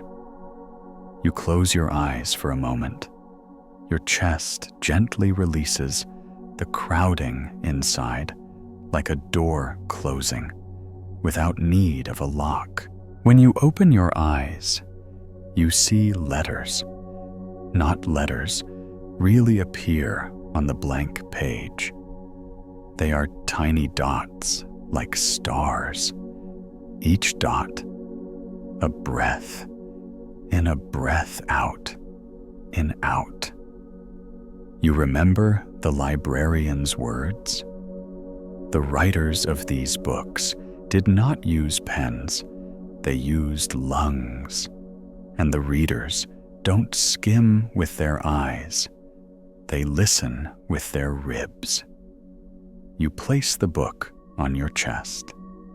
You feel your rhythm slow, as though matching the rhythm of someone who once left this breath behind.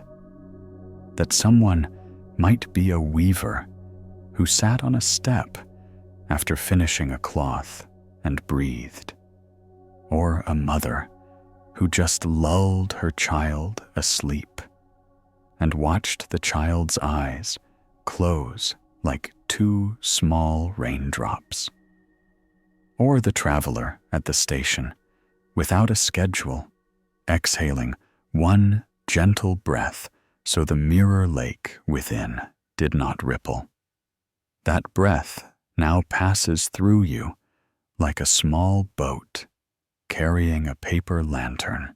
You realize that some knowledge does not need to be remembered with the head, but remembered with the body by half an ounce of lightness in the body, by a fraction drop of the shoulders, by eyelids stopping the holding of the day's fatigue.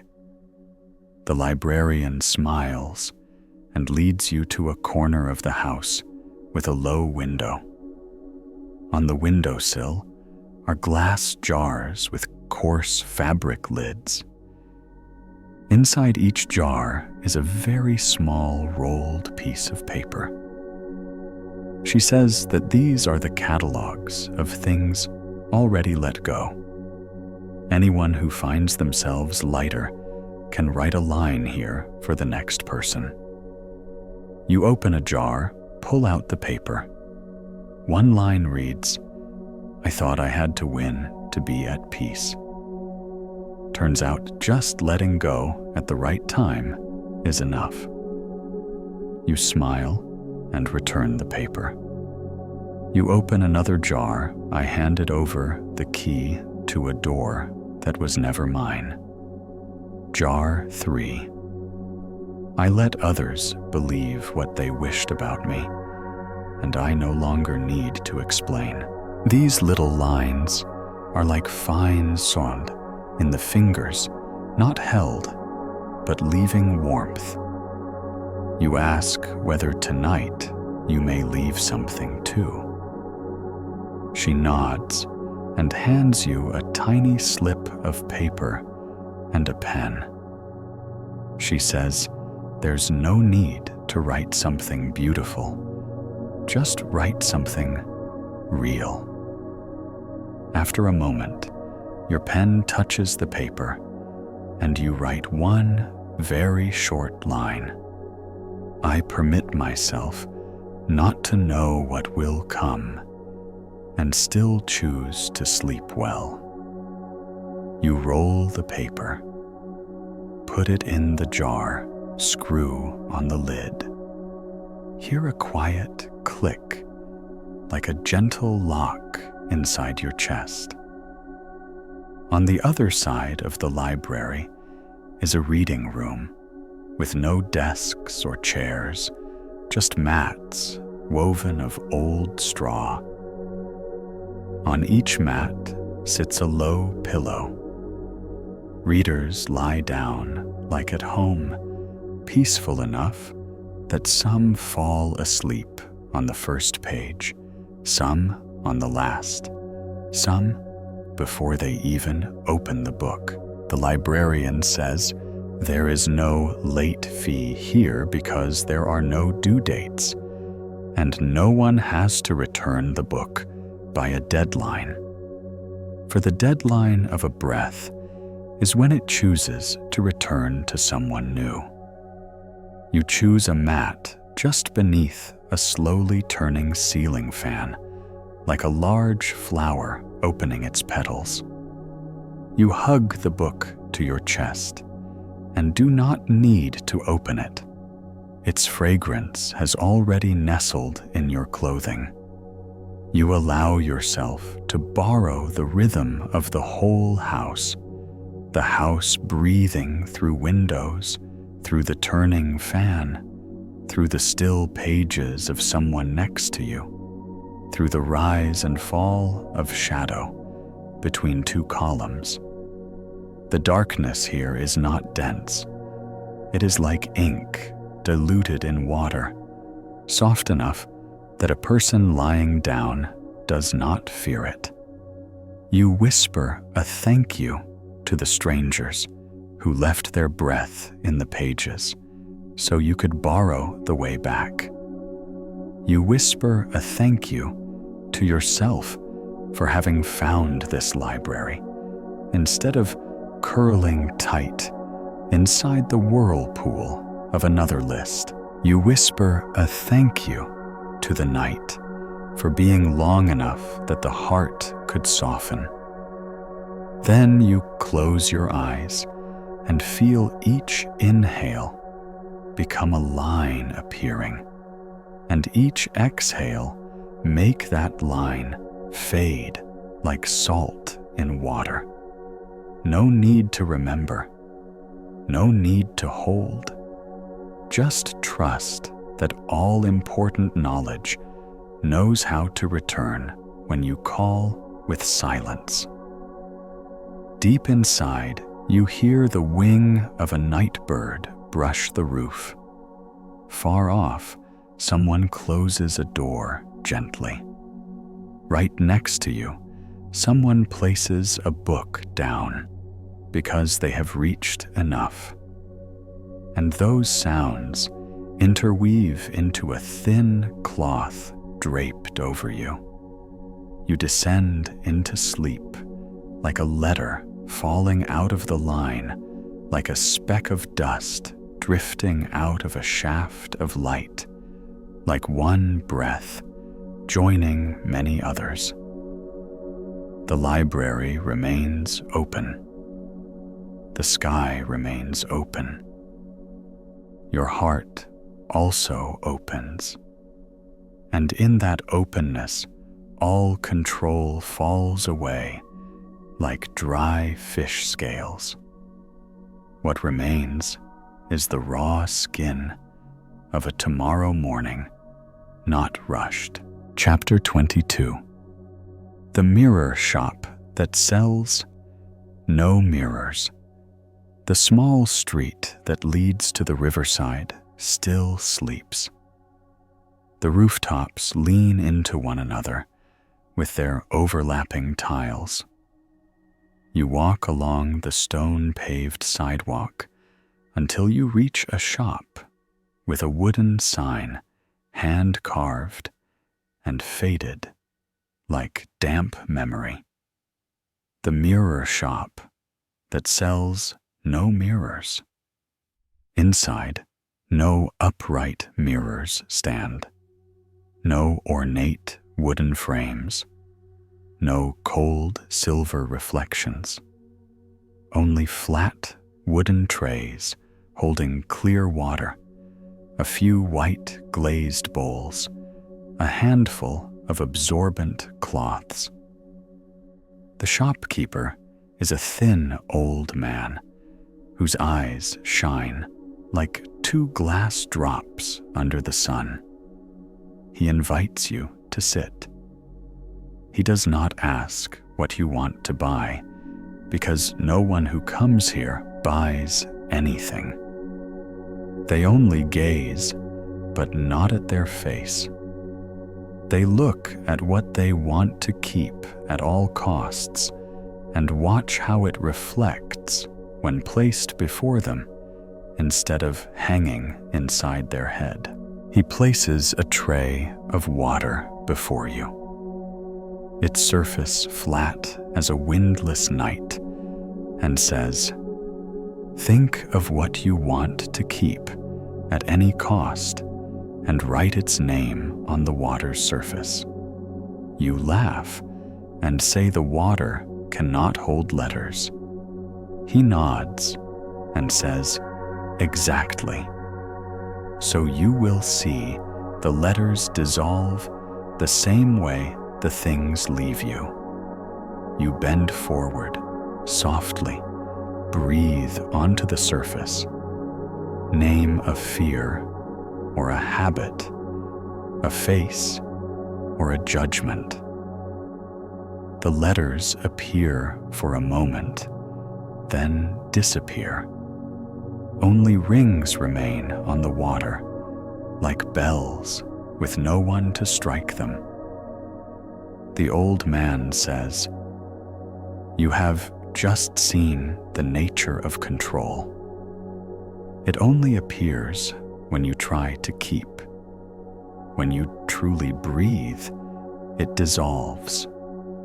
He gives you a white glazed bowl and invites you to ladle a bit of the water. Tells you, hold it steady as you would hold a sentence you are about to stop saying. You look into the curved surface and see the sky tilt your face like a star fallen.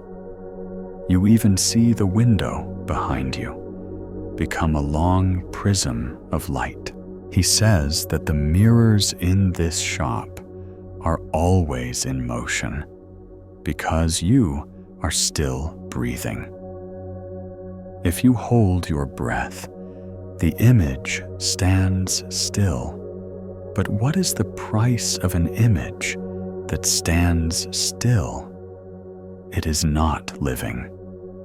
You laugh and release your breath. The image on the water ripples softly, a droplet skipping across the rim of the bowl like a comma. He offers a cloth, saying, "Wipe that droplet, or let it fall on your knee." Either is fine. There is no right or wrong here. There is only you being here, watching without judging what you see. How long has it been since you looked at yourself without judging? He tells a story. Once a woman came here every afternoon. She placed dozens of names on the water, the name of her weight, the name of her face, the name of her ex-lover, the name of the city that left her behind. Each time the letters dissolved, she rewrote them. One day, she grew tired. She put down the invisible pen, placed her hand on the flat surface, felt her palm warm. She saw the lines on her palm were a map that needed no directions. She cried. Her tears fell into the tray, and the water did not judge. They only widened a little, as if making room on a bench. From that day, she still came, but she wrote less and smiled more. You look around the shop. On the walls are photos of the water's surface at different hours of the day. Morning is a forgiving mirror. Anyone who looks into it sees themselves fresh. Noon is an unforgiving mirror. It lays bare every wrinkle and scratch. Evening is a mirror that forgives. It gives back to the face a muted color that makes peace with its scars. The old man says that everyday life shifts through these mirrors. And if you learn to greet each mirror properly, you suffer less. Morning, greet with gratitude. Noon, greet with patience. Evening, greet with forgiveness. You ask, "What about night?" He smiles. Night does not need a mirror. Night needs closed eyes. You laugh, and the sound dissolves into the trays of water, like salt into soup. Before you leave, the old man hands you a small folded cloth and says, "This is not for wiping your face, but for remembering that any surface can become smooth when you place a layer of gentleness over it." You tuck the cloth into your pocket, open the doorstep out. The riverside is beginning to brighten. The light does not hurry. It moves along the corner of walls like a white cat. The river carries bits of drifting leaves. You no longer feel the urge to catch them because you believe each leaf has its own path. You walk on your feet, light as though you passed through an unlocked door. In your jacket pocket, the cloth from the mirror shop that sells no mirrors. In your lungs, the rhythm of the library of breaths. On your skin, the thin taste of salt still left from last night's field. In your eyes, the mirror lake that knew how to sleep. In your heart, a bench at the station without a schedule. Everything slows down like a chant, soft like a blanket, deep like a cool well. And you realize that the next chapter of tonight, or the next chapter of your life, will open in its own way. You do not have to hold the pen to force it.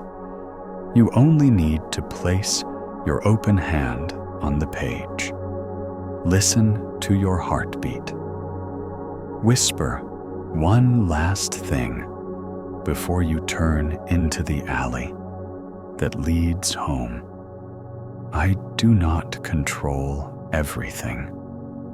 I only care for my part, this breath, this step, this small but steadfast trust.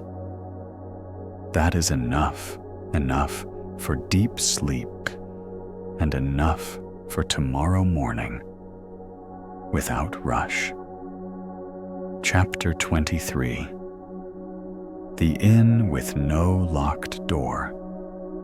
The night flows like a soft black river through the rooftops of the town, and at a gentle bend of the stone-paved road, you notice a low house with dark tiles that hang like the eyelashes of someone asleep. Outside the porch hangs a pale yellow paper lantern. The light inside, not bright, but warm, like a hand laid gently on your forehead in childhood. A wooden sign before the door reads two faint words in brown ink: "In, with no locked door." You stand listening. Does the house breathe? And in the thin sound of night, you hear the faint pulse of wood, expanding the curtain, drawing air. The paper lantern trembling as a breeze passes by, like a quiet exhale, held back so no one awakens. You touch the doorknob and find it is just a soft fabric strap. The door opens like an eyelid lifted. The scent of cinnamon and mint leaves mixes with old timber. Inside, an elder man, neither very old nor young, with clear eyes, like a beautiful memory, invites you in without asking, "Where are you from? Where are you going? Have you booked a room? What are you carrying in your heart?" He says, "The guests here often carry the heaviest luggage, fears and regrets on their shoulders, not in their hands. The bedrooms are upstairs, the wooden stairs worn by silent steps, each tread a steady breath. You climb without sound, though your shoes still hold the fine salt of last night's field. The room opens. The window across shows a square patch of sky with a young tree beyond. On the table, a jug of water and a note written in neat handwriting invites, "Guest here, please place whatever is beyond your control on the chair next to the bed and permit it to wait until morning." You sit on the bed its mattress soft as a cloud lowered to be a resting place. You glance at the chair, empty and calm. You breathe one long breath, as if opening a door inside your chest, and begin placing invisible items down the voice inside your head, reminding you of what you didn't finish. A look that chilled you, a decision delayed, a word unsaid to someone far away. With each item you place down, you hear a small sound, like dry paper touching dry paper. No pain, no breaking, just more space inside for breath to move freely. The innkeeper returns. Like a gentle breeze, places a bowl of hot water steeped with thin ginger slices on the table, and says, "Drink this, so your belly remembers. Tonight is not a battlefield." You pick up the bowl. The scent of ginger rises like a simple winter story. You look at your hands, lines carving stories of small rivers flowing, even as you sleep, and you realize how long it has been since you praised those hands. You smile softly. The host sits by the window. He doesn't touch the things you have placed down. He observes them like stray cats curled for a nap. He says, "This house's door is never locked because night itself keeps the gold. Anyone needing to leave may go. Anyone needing to arrive may come. His job is to keep the breath inside the house slow and deep, so that guests may borrow a rhythm." Then he tells of someone who once stayed in this room, a young woman carrying a suitcase so heavy her left shoulder hung lower than the right. Inside the case were a name of a person and the scent of a city. She placed that invisible suitcase on the chair for 3 nights. On the 4th night, she opened it and found only a few pieces of cloth of memory and much space. She folded the cloth, kissed it, and placed it back in her heart like a clean handkerchief. The rest she gave back to the room. From that moment on, anyone coming here found a little extra space to breathe. He ends his story and falls silent, like a leaf falling without sound. You sit with that silence, and inside your chest, a new space opens, not frightening, but cool, like a riverside. You put down the bowl, move to the window, unlatch it, and the night air enters like an old friend. Far off you hear a few cars. A dog barks once, then stops. Voices speak softly, as though practicing gentleness. The sky has shed some stars to make room for dawn. You return to the bed, pull the quilt up to your chest. The quilt still holds the scent of sun drying and a trace of tea. You close your eyes and imagine each thing you set down sitting on the chair, waiting, not demanding to control your sleep. You whisper one very slow phrase. "See you tomorrow." then rest.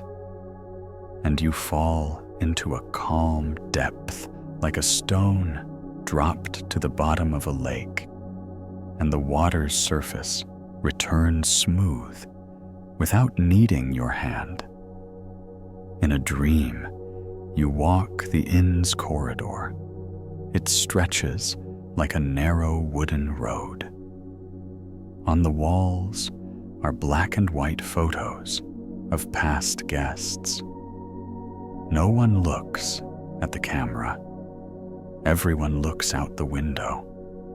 You pass each frame like you pass through a biography of lightness. Each step is a wordless message that peace does not come from doors locked tight, but from hearts opened at the right moment. You awaken in the night because of a child's laugh somewhere at the end of the corridor, a young family rocking a baby. You listen.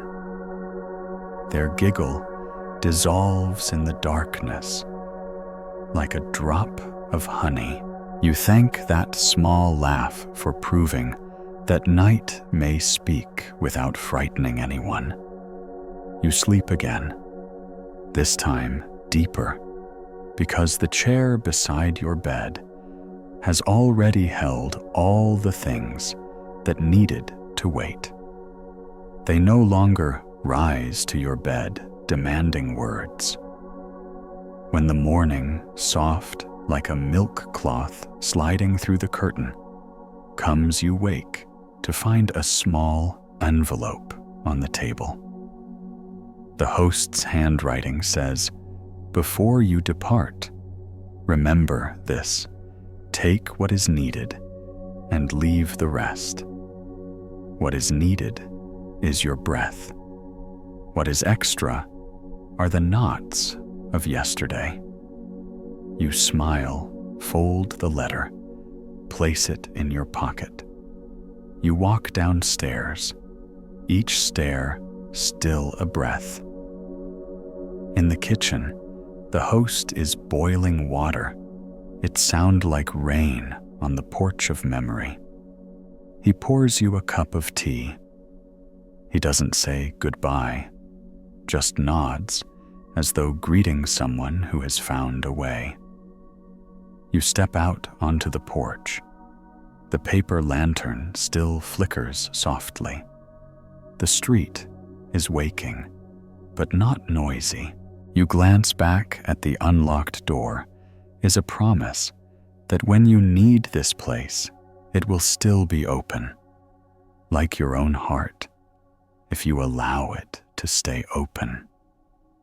And you walk on lightly, as though carrying inside you a whole inn, the place where all your attempts to control were invited to sit until you were ready.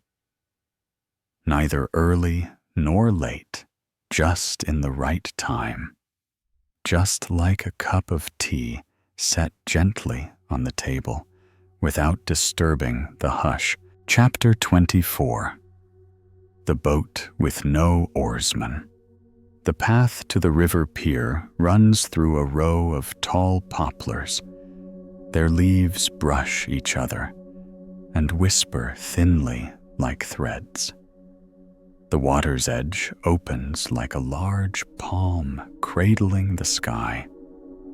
The pier is simple, just a board fixed to an old wooden stake bound with faded rope. There is a small boat painted blue, its paint peeling in patches like the skin of a drifting cloud. On the boat, there are no oars, no canopy, no rower, only a wooden plank across the bow with 3 words carved into it. No rush here. You stand quietly for a moment to listen. What does the water say? Then you step into the boat. It rocks lightly like a soft exhale. You sit in the middle of the boat, your back resting against the cool wooden side, your hands on your knees, and you watch the water flow. No one asks for your ticket. No one asks your name. No one wonders why you come at this time. The boat slowly leaves the pier. The river touches the hull like a cat rubbing against its owner.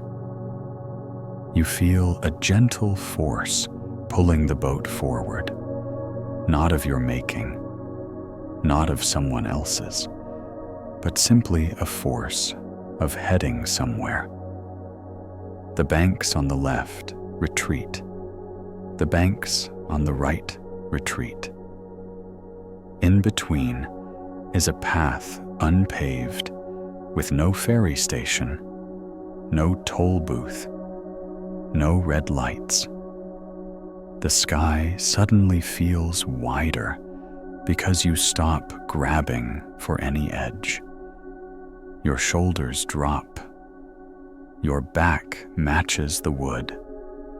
The breath you exhale meets no wall. The breath you inhale meets no lock. The sound of reeds at the bank blends with the sound of water into a music with no notes. The boat drifts like an animal that knows its way home without a call. You reflect on the days when you tried to steer the whole river.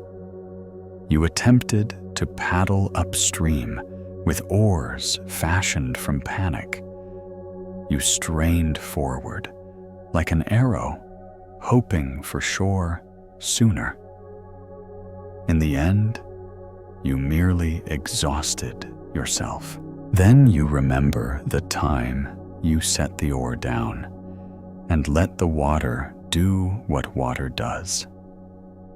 You did not sink. You did not vanish. The boat went because flowing is the nature of a river. On your journey, you notice things you never paid attention to before a flock of water birds landing on a post and taking turns dipping. Sunlight sprinkling the water like sesame seeds on a flatbread. Clouds moving without carrying a promise. You see an old shirt someone discarded near the bank. The waves lift it, then place it back patiently, like a mother soothing a child. And you smile, because you understand even the small things have their cycle independent of your commands. Mid-river, the wind shifts. The boat turns slightly, like someone turning in a peaceful sleep. You allow it to turn. The sun reappears at another angle. The scenery shifts just a little, and you realize your inner position has shifted too. What you thought was left is now right. What you thought was behind is now ahead. You learn a small lesson. Directions are just temporary labels of the mind. True rest does not need direction. It only needs trust that the boat knows the way. At the river's end, you see a sun-lit meadow. A few people are spreading blankets and sitting.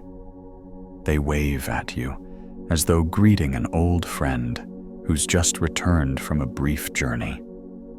The boat leans itself to the shore. The bow brushes the ground with a soft clop, like two cups gently touching. You step ashore. No one inspects how long you've been gone or what you have let go. The meadow is warm and soft.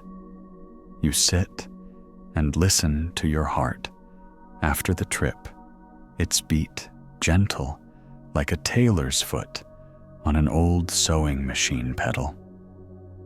Each stitch a breath.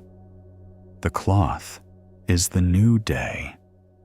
You know you could return to the old pier if you wished. You could climb back on that unmanned boat when your hands feel the urge to let go. You know between you and the river, there is a contract unsigned. You give the river silence. The river gives you a way home. You rise, walk along the bank a while. A stalk of reed brushes your wrist, leaving a slight itch as a reminder. Don't take too seriously. You pick up a small stone and drop it into the water, not to wish for anything, just to hear a single plink. The ripples race outward in their own way. You feel joyful because you did not try to count all the rings. You turn back to look at the boat. It remains there, ready for the next person, or ready to drift elsewhere if the river calls.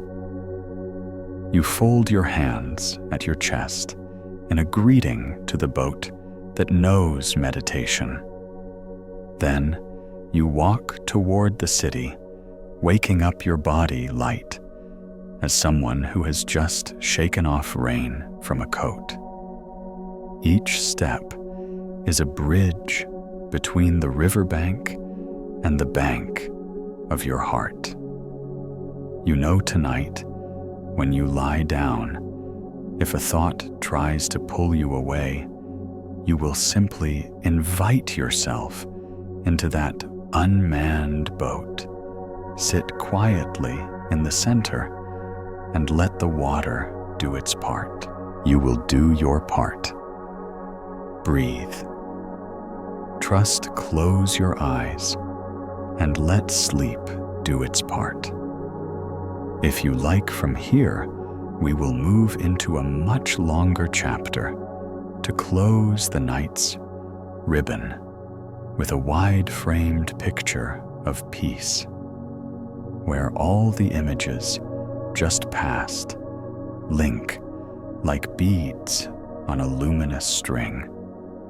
But for now, stay with this breath a little longer, because it is precisely when you demand nothing more that the night becomes gentlest and the deepest sleep steps quietly into the room. Chapter 25. The Guard of the Sky Crossing Bridge. The night stretched out like a silk scarf that had been wrung of every sound and then draped over the city's shoulders. The windows shut one by one like the eyelids of houses that knew how to breathe. At the end of a narrow alley, quiet of engines, there was a wooden bridge spanning a narrow canal. Locals called it the Sky Crossing Bridge because when you look up from the center of it, you see just enough sky for the heart to pass through without snagging on any thought. On the bridge sat an old guard leaning against the rail. His hair was salt paste, turned silver, his eyes still bright, like two stars unaccustomed to sleep. He carried no lantern, no staff. Instead, beside him sat a teapot that had darkened with age and a chipped ceramic cup, its edge fractured, as if time itself had caressed it until no sharpness remained. You walked closer, your steps slow, so as not to let the wood cry out. The scent of canal water mixed with that of new leaves and a faint trace of someone's hearth smoke lingered in the night. The bridge keeper lifted his head. He did not ask who you were or where you were going. He poured tea into the chipped cup, slid it toward you with a gesture so light it was almost no gesture at all. You picked it up, the warmth slipping through your fingers and carrying a little heat into your chest, as though someone had placed your heart back in its proper place. He pointed toward the rectangular patch of sky visible through the bridge's frame and said that every night he sat here to count how many people crossed while daring to look up. The busy ones rushed across eyes down watching the boards so as not to trip.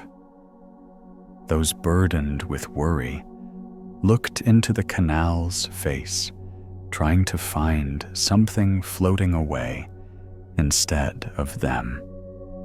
And those who had forgotten how to let go would pause an extra beat in the middle, then finally turn their backs.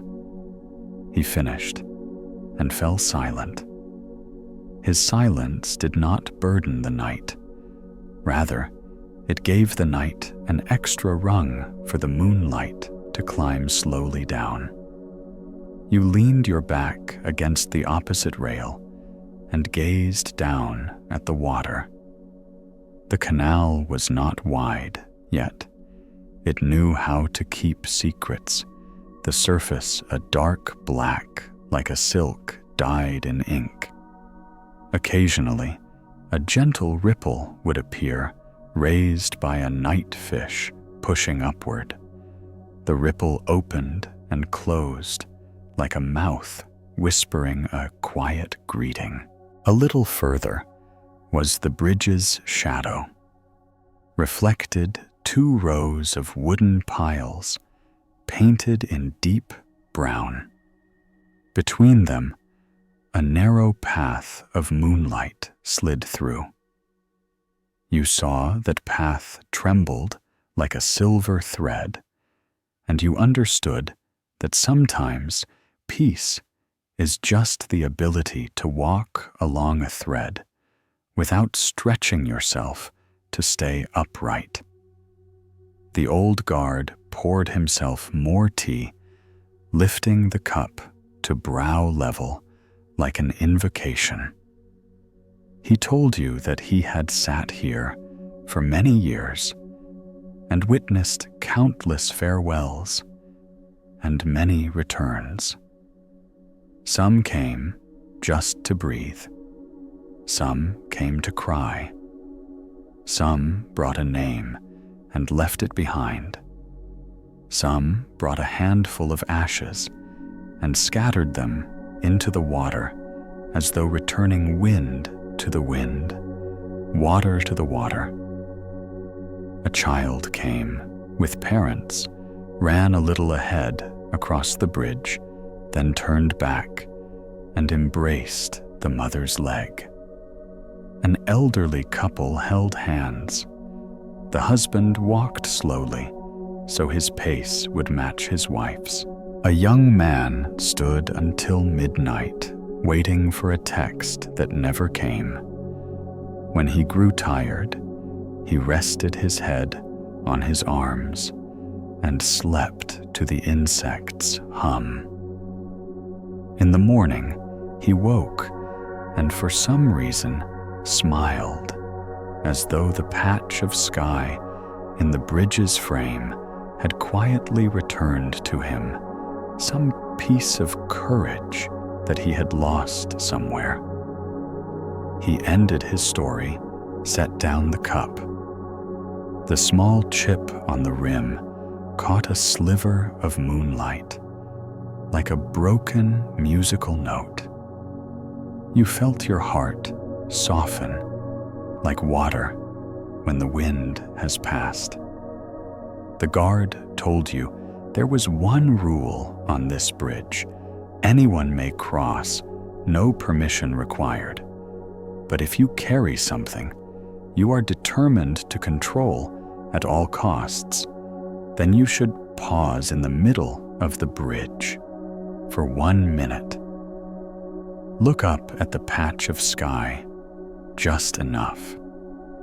Because when you look at sky framed by a narrow opening, you remember that the sky does not require a frame. Frames are only for human eyes, and the sky still spills beyond every edge. You did so. You looked up. Above the sky was a deep blue, like cloth soaked in daytime sweat of sunshine.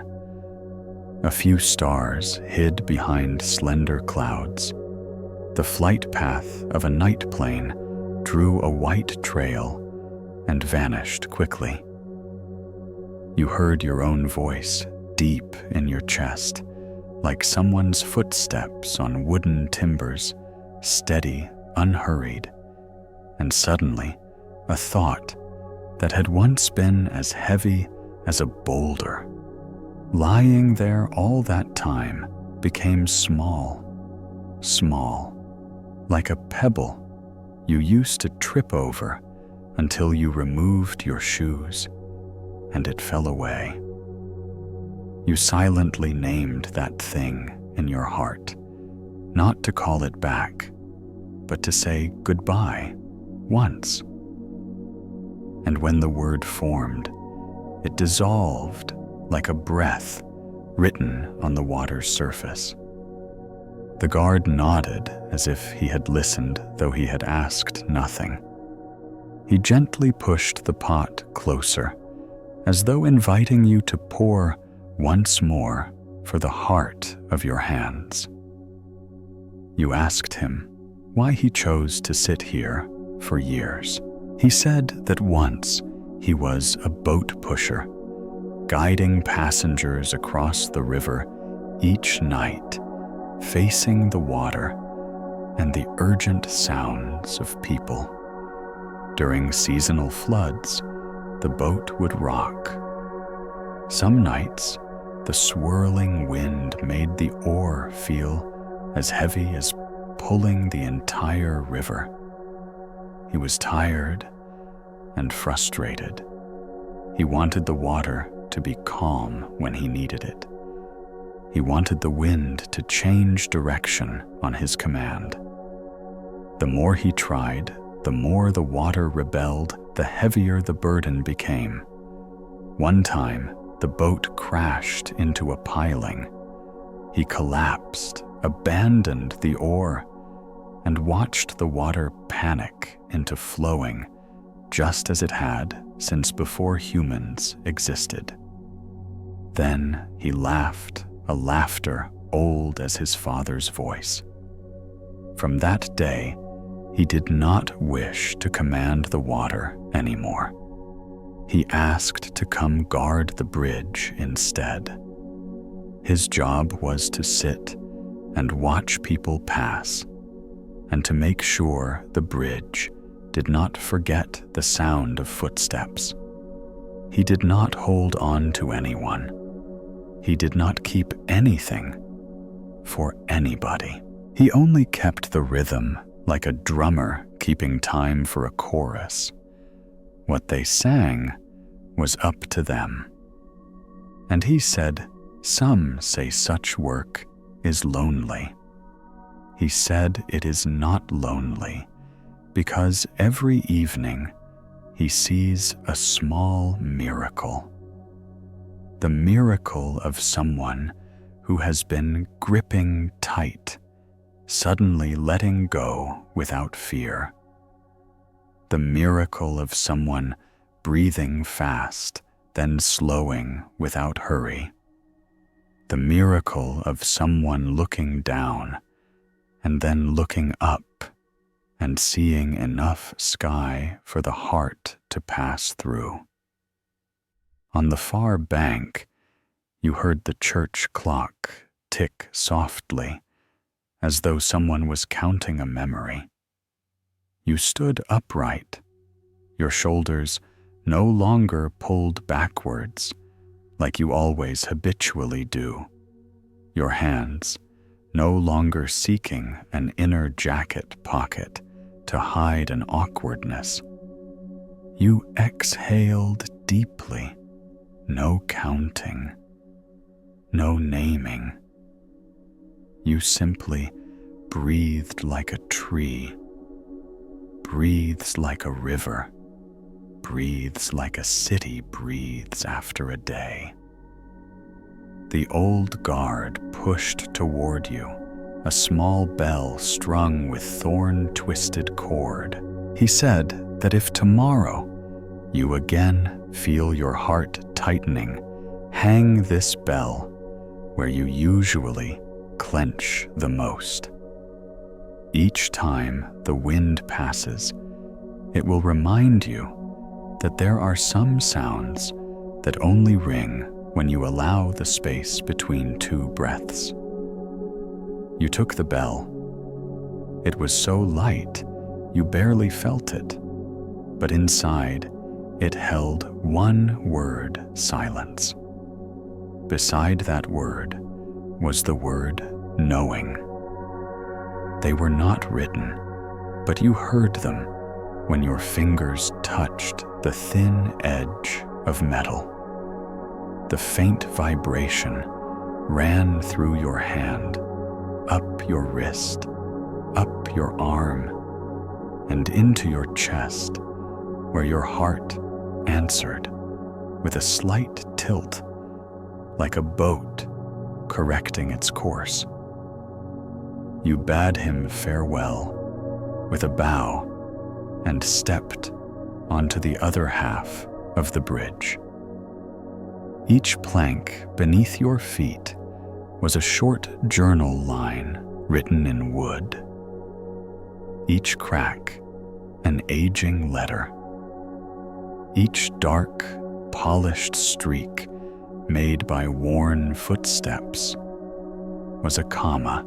You read them with your souls and saw the story of innumerable people who had crossed, saw they had laid down their little jars of night's salt, drops of tears that had become brine. You thought of the library of breaths where you once placed a very short piece of paper. You thought of the mirror shop that did not sell mirrors, where you learned to look at water instead of glass. You thought of the guest house without locks, where the chair beside the bed was always ready for what could not leave yet. You thought of the unmanned ferry that knew its way back to the shore. You thought of the white salt field waiting for sun to ripen. You thought of the mirror lake sleeping peaceful, wanting nothing. You thought of the station without a timetable teaching you to sit. You thought of the house breathing with light, teaching you to open the window within yourself. All those places in one moment merged into a bridge longer than the one you were standing on. That bridge spanned not only the canal, but also the years you had lived, spanned the names you once carried, spanned the winds you once opposed, spanned the silences you once feared. And beyond that bridge, you saw a path with no signboard, no promise, no threat, just open like your heart opening.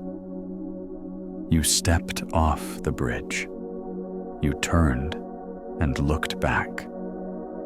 The old guard was still there, hand on the teapot, as though stroking a pet cat's back. Moonlight brushed his shoulder, then slid to the rail. The water beneath the canal still flowed as from the beginning. The bell in your hand jingled ever so softly when you changed your grip. The sound so quiet that only you heard it enough to stop a thought wanting to tie itself into a knot at the edge, enough to soften a sharp memory, enough to coax a hope too tall to bow into rain falling where fields know how much. You walked on toward the street, whose lights were faintening. The pavement was like a blank page ready for letters, but tonight you would not hurry to write. You left the page open, let sleep write its part with transparent ink. You knew that when you lay your head down, if the old days tried to pull you up with invisible threads, you only need to lift the little bell a bit so it rings a nearly inaudible note.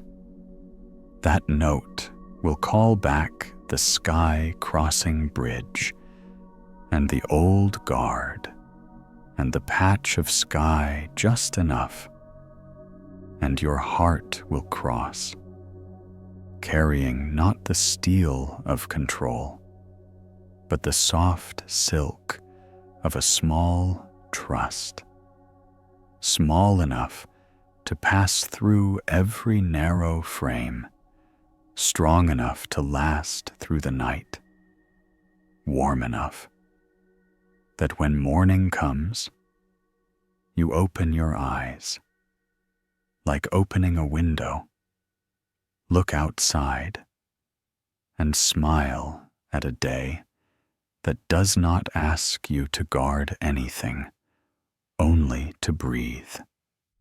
Chapter 26. The Lamp in the Attic.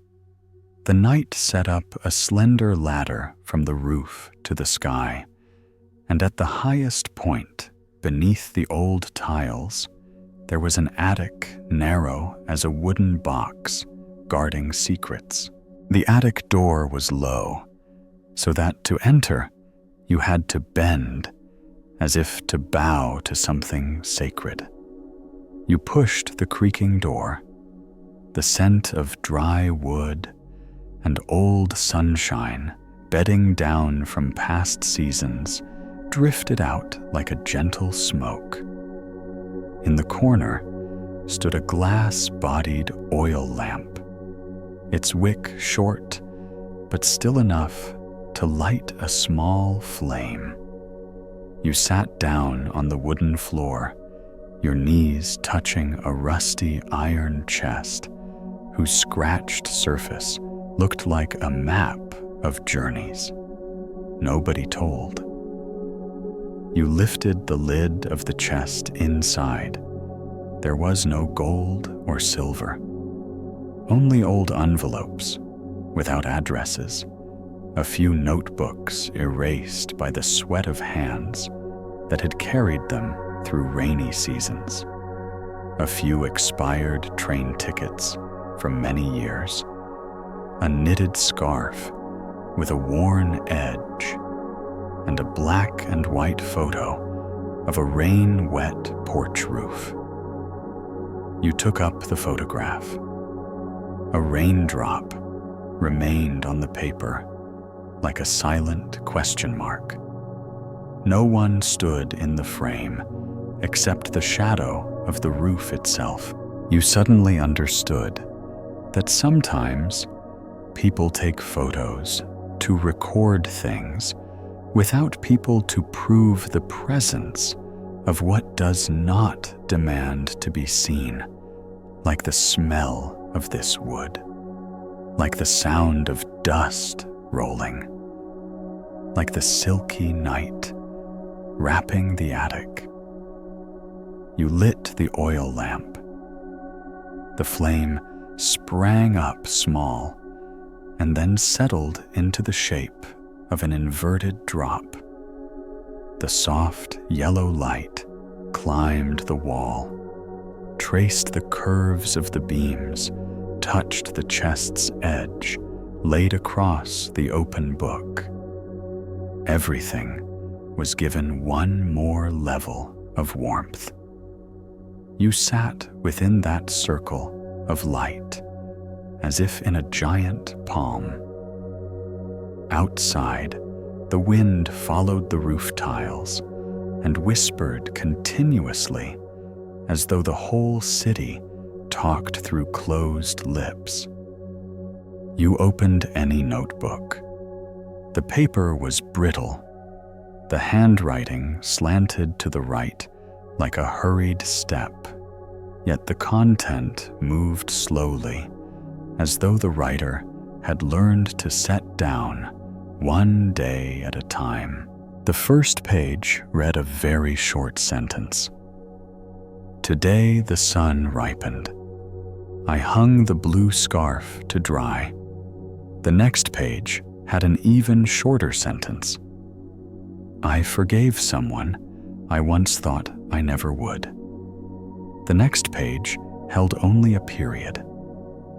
You smiled at the period, and then noticed that at the end of each page, the writer drew a fine line, some pages 2 lines, some 3, like measuring how far a tide of the heart was receding. You flipped to the last page. It was blank, except for a faint streak where the pen had touched and left nothing more. You set the notebook aside. The lamp's shadow on the ceiling, cast by you, resembled a cloud drifting away from the sky. This attic had a tiny square window, locked with a wooden latch, like a baby tooth. You opened the latch, and the night sky embraced your face with a cool breath. In the distance, someone giggled in a conversation unhurried. Closer, you smelled toast from the kitchen downstairs. The butter's scent called back a slow morning. Somewhere else in another city, a person slicing bread into even pieces and spreading butter to the edge, as though painting a simple but not easy picture. You found your eyelid moist, not from sadness, but because that warm scent had the power to call back a time both far away and near. You placed your hand on your chest. Your heartbeat slowed to the pace of the old bridge keeper's count. Everything in that attic breathed with a single rhythm. That rhythm did not belong to you, but you borrowed it, just as you once borrowed the rhythm of the library of breaths, of the sleeping mirror lake, of the unmanned ferry. Here that rhythm belonged to the small lamp, a flame keeping watch over the night, not by noise, but by presence. In the chest, there remained a tied cloth bag. You opened it.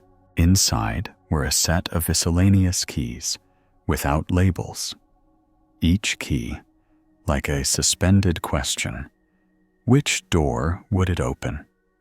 Some were large, some small one, missing a tooth. You tried them, one by one, on the chest's lock. None fit. You tried the little cupboard in the corner. None. You tried the attic door. No lock. You looked at the keys scattered in your hand, and suddenly understood this was a collection of doors someone's life had passed through. Some doors had hinges removed. Some doors changed locks. Some doors blown away by the wind. And the keys remained. And what we often do is carry keys no longer useful, simply because we believe that heavy means secure. You gently placed each key on the wooden floor, the metal on wood sound like the first rain of the season. Then you chose the smallest key, threaded it on the cord around your neck like a charm of silence. You did not intend to open anything, but to open your heart. The lamp flickered because of the breeze through the window. Gap the flame leaned and then stood upright again. You learned a small lesson from watching the leaning flame, that balance is not standing still. Balance is leaning, then returning, and that return is not by force of control, but by the memory of the soul for its natural position. You sat closer to the lamp, lifted your hand into its light, and studied the lines of your palm as though dry rivers in low season. Each branching vein was a choice that once made you fumble. Each tiny scar on your skin was a season of strong wind. You turned your wrist, and the shadow of your hand on the wall became a wing. You raised and lowered that wing. For a second, you saw yourself like a child playing with light, a game without rules and without reward, except the laughter in your throat. You chuckled quietly. The laughter slid along the beams, then lay down on the quilt like a small bird fallen asleep. Outside, the wind changed course. The window clicked softly, like someone politely knocking. You went to latch the window, letting the wind carry on above the roof, making the lamp no longer unsteady. You returned and sat down and recognized a gentle fatigue approaching. A fatigue that does not demand you prove your worth. The fatigue said, "Enough. You may rest your head now beneath this roof, like a traveler laying his head on a rock and calling it a pillow." Before you lay down, you wrote one very short line on a blank page of the notebook. "Tonight, I return the keys, no longer opening anything to the night." Then you put down the pen, blew gently on the lamp so that the flame became a little smaller, warm enough, but not glaring. You turned on your side, your hand touching the edge of the chest. The rough surface of the rusty metal reminded you that worn things are also a form of gentleness, because they have had their edges smoothed by time. On the ceiling, the lamp's shadow drew a slow, spinning halo, like a small planet. You watched that halo until it changed into a boat on a river, then into a step of a bridge, then into a white salt bed, then into a flat tray of water. The memories of past nights gathered into a long thread sewn into your eyelids.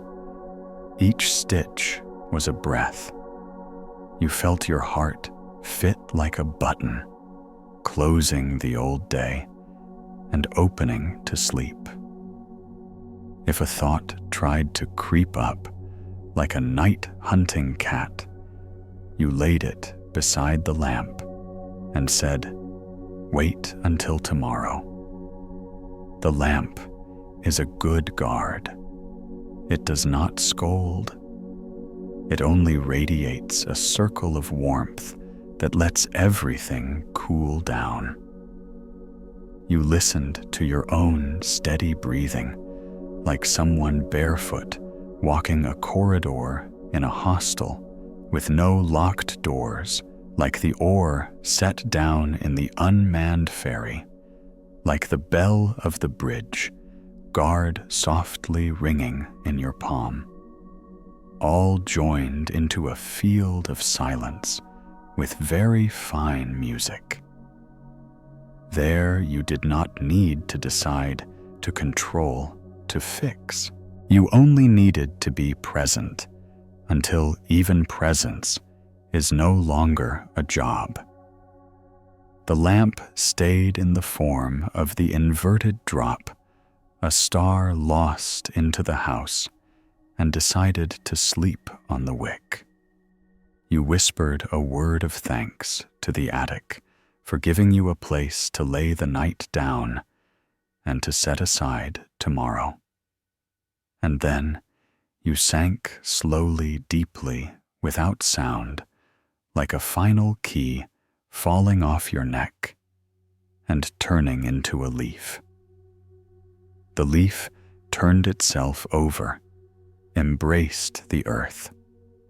Beneath the roof, where the lamp kept the night, peace spread over everything, as a thin layer of golden dust, soft, gentle enough so that when morning comes, you open your eyes, like opening a window. Look out and smile at a day that does not ask you to guard anything, only to breathe. Chapter 27. The Dream Repair Shop. Night moves through the city like a patient tailor with a slender thread stitching up the day's tears. And deep inside a small alley, lit by gentle golden lamps, there is a dark wooden door, always left ajar. Above the door hangs a small hand-sized sign inked in faded brown, Dream Repair Shop. You step closer, drawn by the faint scent of dry grass and fresh paper. Your hand touches the doorknob, warm like a bird sleeping in the palm of your hand.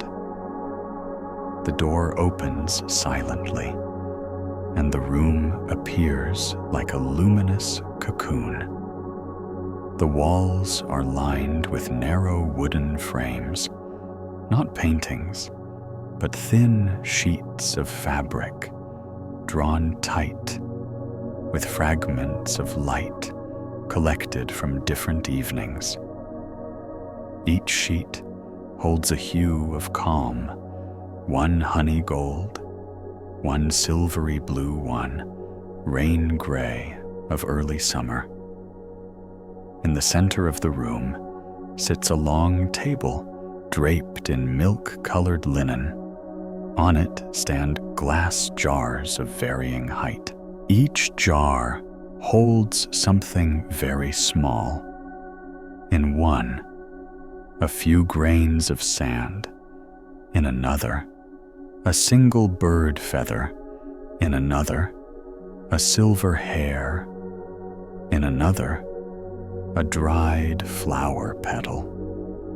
Each tidily arranged, like punctuation marks placed exactly where they belong.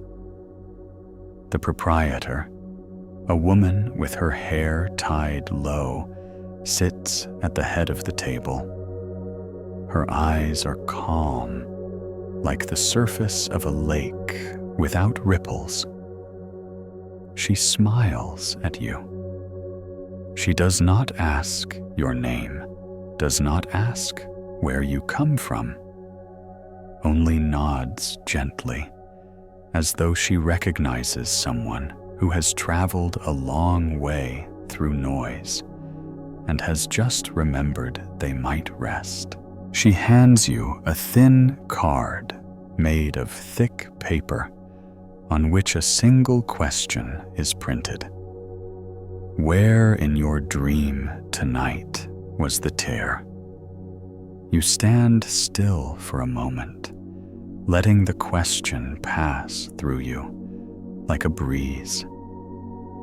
And then you see in your mind a tear small, just a scratch at the edge where a face arrived too late and turned away, where a beautiful line stumbled on a pebble of misunderstanding, where a glittering plan touched the narrow crack of everyday life. You lay the card on the table. She nods as though she has already seen that tear in the air.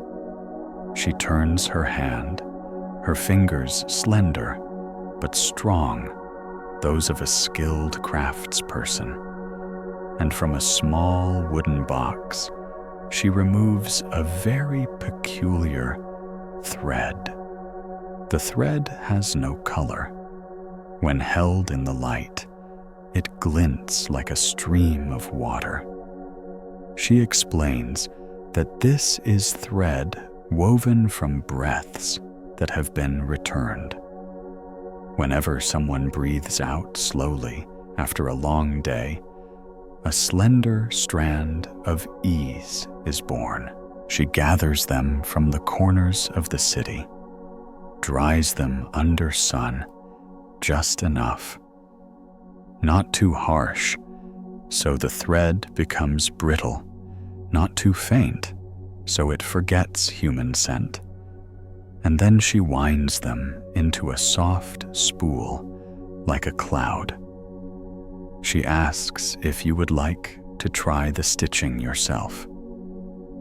You smile and say you are clumsy. She shakes her head and says that a dream does not need straight stitches. What a dream needs is a hand, not afraid of misalignment, because a little wavering is how beauty breathes. You sit down. Before you lies a frame of thin fabric, like skin of the night. You look into this fabric and see images dissolving and gathering a wet stretch of sand, with footprints erased by waves in a hurry. A bamboo tree leaning, then standing upright after the wind. A wooden bowl floating downstream while the smile on the bank remains. A window open and light pouring in like honey. A station with no timetable benches that know how to keep secrets. A mirror-flat lake that wants nothing. A white salt field waiting for the sun to ripen. An unmanned boat that knows the way back to port. A small bell ringing in the palm of your hand. An attic lamp guarding the night. All appear as guidelines. You pass the needle through the fabric of light. The needle enters effortlessly, as if into a memory already willing. You pull the thread slowly. The fine thread does not speak. It merely glides like a breath passing the throat. You make the first stitch at where the tear begins, the second where it changes course, the third where it grows shallow, the fourth where it vanishes. After 4 stitches, you stop, look up. The woman nods, as though saying it is enough. The dream does not need to be sealed so tightly that there is no space for moonlight to slip through. You set the frame down and see that the piece of fabric now holds the image of a new stretch of sand, where footprints might be made without needing to stay. You smile because the tear has, it turns out, become a window. The proprietor pours you a cup of warm water. It has no taste, but when it flows down your throat, it leaves an aftertaste, like opening a new tea leaf. She says that the hardest part of repairing a dream is not the stitching, but knowing when to stop. Many people want a perfect dream. They sew so many stitches that the fabric no longer breathes, and the dream becomes a solid wall. They wake up more tired because they worked all night. You nod, remembering nights when you repaired and repaired by trying to understand, trying to explain, trying to control the characters in your dream into the paths you laid out. At dawn, your mind did not rest, and your heart tore even bigger. She puts before you a small hourglass, not filled with sand, but with tiny, luminous grains falling like starlight. She says, "Tonight you will repair only this much. The rest hand over to the night. Night is better at stitching the patches of sky because night has a needle made of silence, a thread made of forgetting lamps of those who stay awake, and the distant sound of a temple bell as a slow measuring tape. In the corner of the room, there is a low glass cabinet containing small envelopes. Each envelope bears a neatly handwritten label. Practice, forgiveness. Practice, sleep without concluding. Practice, not sending letters. Practice, slow in the kitchen. Practice, opening the window. Before opening your phone, you ask how much each practice costs.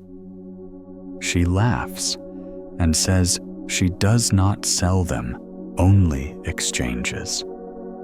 If you need one, you take an envelope drop into it.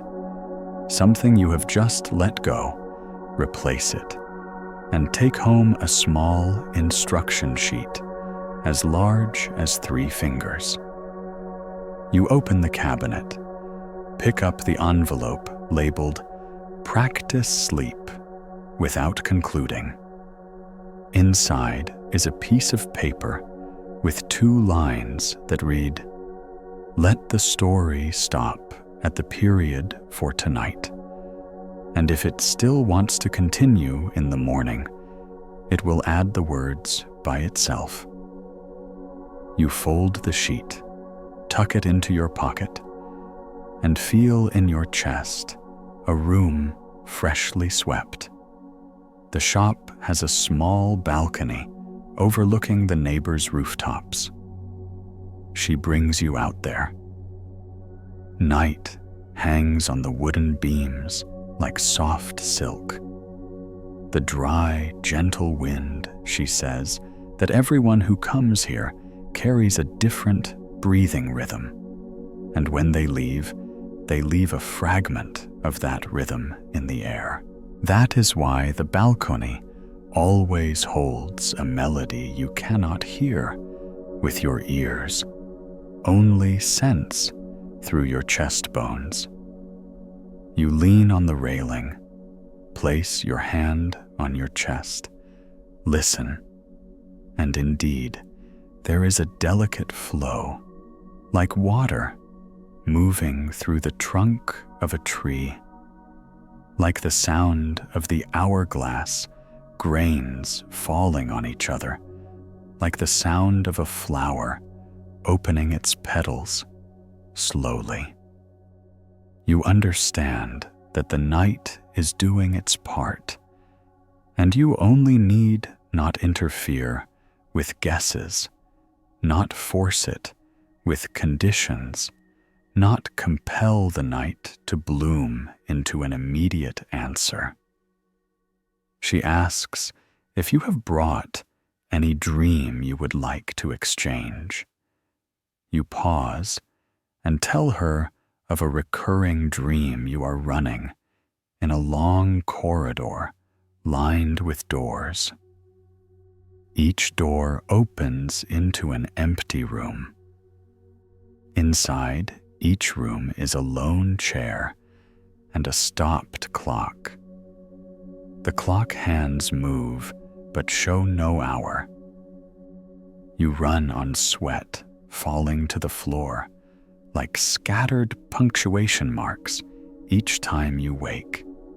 You hear your heartbeat like footsteps. She nods and says that dream belongs to the endless corridor kind. Often it comes when one believes only the last room will bring peace, when in fact the chair and the clock are inviting the dreamer to sit down. You smile because you see it is obvious, but in dreams, the obvious often wears a mask. She tells you that if that dream returns tonight, do one very small thing. Do not run. Enter the first room. Pull the chair near the door so the breeze passes through. Sit down and listen to the clock's hands moving like rain on the roof. Allow time to not just measure hours, and you will see that the corridor shortens by half, because a corridor is long only when someone is running. Having heard this, you feel a tension ease along your spine like a too tight string on a harp, just relaxed one notch. She leads you back inside. Lights another small candle whose flame is thin as a butterfly's wing. She places a gray cardboard box on the table. The lid bears a handwritten label. Notebook of the one who lets go. You open it, and inside are blank sheets of paper, unlined each corner, bearing a small dot. She says that each dot is a drop of beginning. On any night you want to write something, place your pen on a dot, then continue with your breath. If no words come, that is fine. The dot alone is enough to record that tonight you began softly. You touch a dot with your finger. It warms ever so slightly, as if aware you are here. You close the box, thank her. Before you leave the shop, you look around once more. The frames of light are still calm. The glass jars still hold the unnamed things. The hourglass still lets starlight grains fall. The scent of dry grass and fresh paper has merged into a fragrance that invites one to sit down and let their coat slip off their shoulders. She escorts you to the door. No long instructions, only. She places into your hand a very small silver needle, telling you that if some night the tear becomes too long, you may use this needle to gently touch the edge. Do not sew hastily, just touch so the torn edge remembers. It also has skin. It also longs to come near. The rest, hand over to breathing. You hold the needle. It is light as a whisper. You slip it into your coat pocket, along with the instruction sheet, the notebook of the one who lets go, and the small bell of the bridge watcher. It feels like carrying a bag of non-prescription medicine from a healer medicine that prescribes tranquility. You step out into the alley.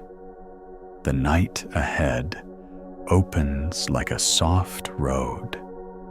The windows near and far turn on and off slowly, like the city's eyelids. You pass a wall covered in vines, pass a lamppost whose shadow looks like the shape of a spoon, pass a shop closed early, pass a cat sitting, washing its face under an eave. You listen to your heart. The heartbeat has stopped chasing the footsteps. The breath no longer waits for an answer. You sense that the corridor of the dream has already shortened, right from this moment, because you have sat down in a room with a long table, glass jars, a sheet of light fabric, and a person who knows how to stitch with breath. Returning to your bed, you do not try to remember the instructions. You simply place the notebook of the one who lets go on the table. Lay the small silver needle by the window's frame. Put the bridge watcher's small bell at the head of the bed. Slip the instruction sheet. Practice sleep without concluding under your pillow. Then you turn off the lamp. Let the room sink into a kind of sweet darkness. Close your eyes. Inhale as if beginning a line of writing. Exhale as if placing a period. And between the two periods, there is a blank space wide enough for a dream not needing to be perfect, but softly capable of repairing yourself. The night knows its job, you know yours. The rest no one needs to control anymore. For serenity has stepped through your door and is sitting by the edge of your bed like an old friend, not saying much, only holding your hand until sleep pulls the blanket up to your shoulders. Chapter 28. The Time-Weaving Workshop. Night deepened like an overripe fruit on the windowsill, and from the heart of the city rose the very slow rhythm of the tram wheels that had fallen asleep. You walked down a narrow alley where old power lines tangled into a black mesh, and you stopped before a wooden door hung with a small brown ink sign reading "The Time-Weaving Workshop." The door was ajar, letting out the scent of yarn, as fresh as newly cut hay. You stepped in and realized that there was no noisy loom here, no frantic whirring of spindles, just a long room bathed in the warm golden glow of small lamps. On the walls hung unfinished fabrics. The vertical threads were the days, the horizontal threads, the nights. And between the two layers, countless tiny knots like memories tied up so they would not unravel. The weaver was an old lady with hair white as dew on the meadow, her thin hands moving gently like two birds, landing, then taking off. She did not look up when you arrived, but gave a slight nod, as though she had already seen your shadow reflected on the yarn. She pointed to an empty wooden frame and told you that each person who came here could place 3 slender threads, one drawn from the breath of the present, one from a sorrow that no longer hurts, and one from a plan that is no longer urgent. These 3 threads would be woven into that person's own fabric of time. The rest was left for the night to replenish. You stood quietly and felt within you the 3 slender threads. The first smelled of this room tonight, the warm wood and a trace of mild tea. The second was colored like a very old afternoon when you stood on the porch and rain lasted so long that every grievance seemed to melt into the threads of water.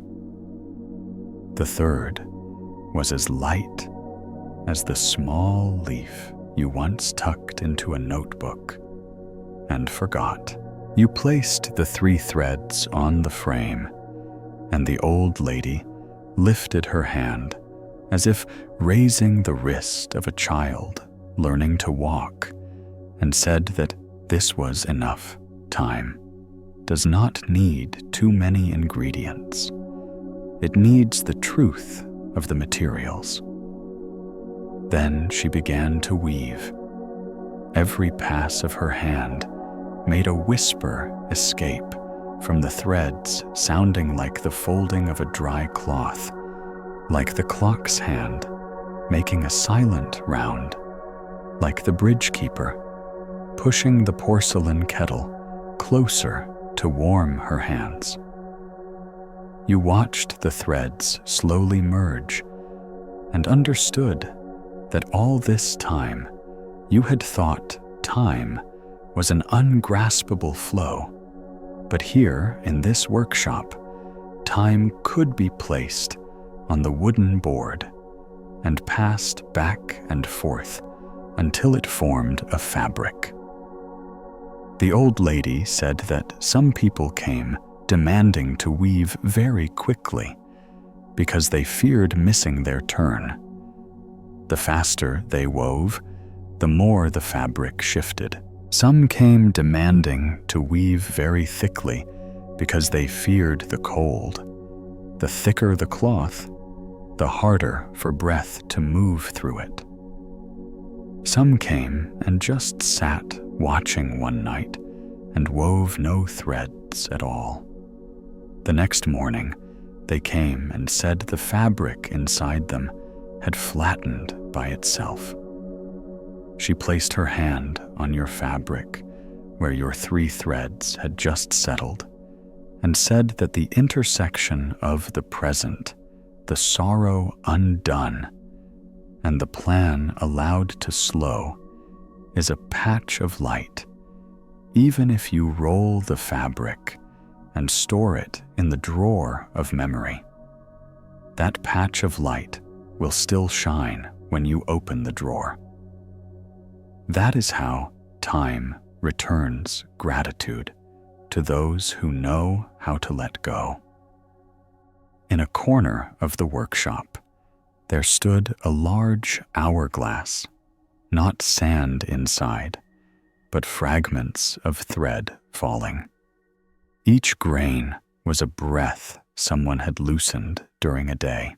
She said that at the end of the night, people turn the hourglass once, not to count, but to remind that anything can begin again by a gentle twist of the hand. You watched the silent threads fall and felt a small piece of control drop from your chest. It dropped very softly, like a speck of dust leaving a sunbeam. The old lady handed you a small silver safety pin and told you that if any night you fear your fabric might lose a thread, you can pin a corner temporarily. Take it out in the morning. Do not pin it forever, because the cloth needs to breathe. You took the safety pin and felt as if you had accepted a promise that things can wait. She invited you to sit in a wooden chair facing the window. Outside was a small courtyard where dew was gathering into a thin layer on the bricks. She said that the rest you should leave for time to weave while you sleep. The workshop would light a lamp to watch over you. You did not need to stay awake. You closed your eyes for a moment, right in that chair, and in your dream, you saw the large fabric of your life swell like a person's chest.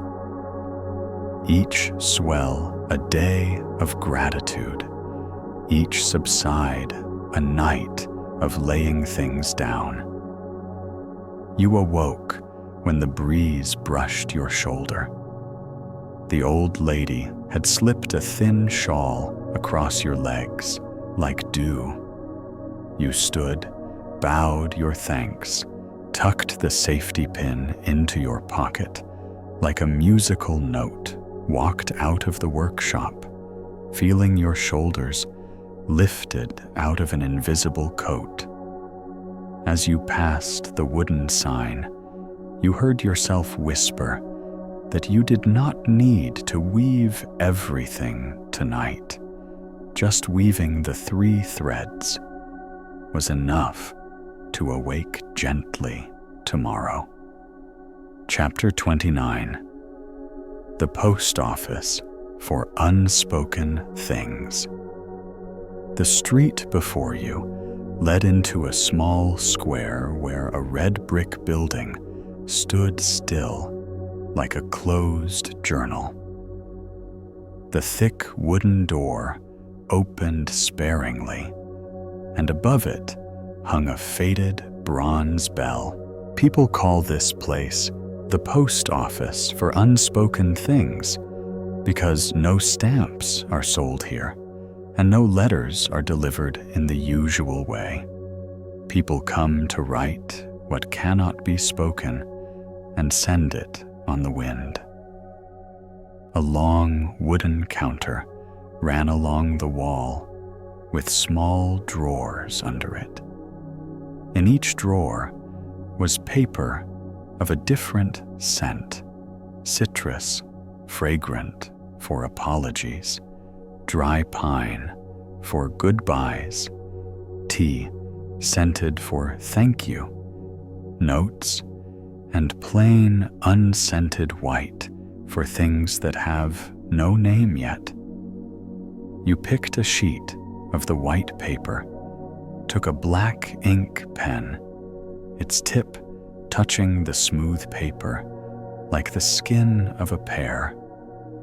Your hand trembled, less than you expected, and the first letter dropped like a leaf finding its place.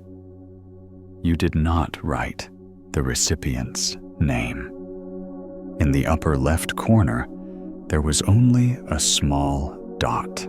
The old clerk said that every letter in this place arrives because place is another way of saying time. When it arrives at the right moment, the one who needs it will open the door. If not at the right moment, the letter will rest in the drawer of the wind, neither torn nor damp, just waiting. You wrote slowly, each line a long breath. There were sentences you had carried for a long time, like a pebble in your shoe. Now putting them down, you felt your foot lighten. There were sentences you had just now recognized, like seeing a face in the crowd, now placing them down. You felt the space widen a little. You folded the sheet without sealing it, handed it to the clerk. He put the letter into a thin fabric envelope, tied a string around it, and hung it on a wooden rack near the window, the passage where the night wind travels like a corridor. He said that wind is the quietest postman in the world, afraid of neither storm nor sun, as long as you do not close all the doors. On the opposite wall hung small wooden boxes, each labeled with words, almost the same. Memories, promises, things undone, things no longer needed, things still wanted. Visitors may drop a short note into one, and no one opens them. But every evening, the clerk places each box on the table and lays his hand on the lid, as if touching the forehead of someone running a fever. That hand knows the temperature of each box and knows when it is time to place a particular box in the window for the wind to carry it away. You stood before the box, labeled things undone in your mind. Appeared a damp afternoon and a figure hurrying. You wrote a very short sentence and dropped it in. The lid closed with a light click, like a water drop, stopping its fall. The clerk invited you to sit in the deeply worn upholstered chair opposite a small fish tank upon the counter. In the tank, 2 goldfish circled. He said he did not keep the fish for play, but to remind him that some stories need to circle for a long time before finding their opening. You looked at the fish's tails and saw each time they flicked a small bubble burst at the surface. Burst, then the water calmed, just as each time you wrote a sentence. Foam rose in your heart, then it settled. The clerk pulled from his desk drawer a wooden seal engraved with the words, "That is enough," and pressed it onto the fabric envelope at its edge. The sound of the seal touching the table was a very soft but decisive knock. He explained that this post office does not stamp the sending time, it stamps the enough level. When the writer has felt enough to put down the pen, the letter has enough strength to travel. If not, it stays one more night. He pointed you to a small table by the big window. On the table was a thick, straw-covered ledger. Anyone may write a sentence for a stranger. You opened it and read lines simply written, "I have forgiven someone who never asked. Today, I learned to say no to myself when I was too greedy. Do not fear the wind knows the way." One line was just a drawing of a closed loop below reading, "I come back." You borrowed a page and wrote, "I let silence answer for me." After writing it, you felt your throat warm, as though you had just drunk tea. When you stepped out the door, the old bronze bell rang softly like a nod. The wind outside the square embraced the fabric envelope on the rack, like it was hugging a thin scarf. You stood on the step and watched the fabric envelopes tremble. None fell. None got caught. They fluttered like butterflies waiting for the season. You understood that some things you do not have to speak aloud for the world to understand. You only need to write for yourself and allow the wind to do the rest. You walked down the few steps, touched the cool metal of the railing. Your hand suddenly remembered how to be empty, and in that emptiness was a small but persistent belief, like the string that tied the envelope, simple, so no one noticed, strong enough to remain warm through the night. Chapter 30. The forest that counts your breath. The dirt road leading out of the town is slow like a lullaby. On each side, there are dew-drenched grass banks and wildflower bushes smelling of fresh lemon. Ahead opens up a low forest. The trees are not dense, yet they stand together like old friends who know the rhythm. The locals call this place the forest that counts your breath, because when you go deep enough, you will hear a gentle inhale, exhale, like the rustle of someone's clothes, breathing in the night. You step past the forest's edge, and the city's sounds fade away like a door closing. Beneath your feet lies a layer of freshly fallen dry leaves atop the old ones. Walking on them makes a steady swish, swish sound, like the turning of pages in a book. The light does not shine straight in, but falls in little moving squares, and in each square, tiny golden specks float, as if dust in the air. You sit down at the base of a smooth trunk tree and lean your back against its cool bark. The trunk exhales the scent of green resin.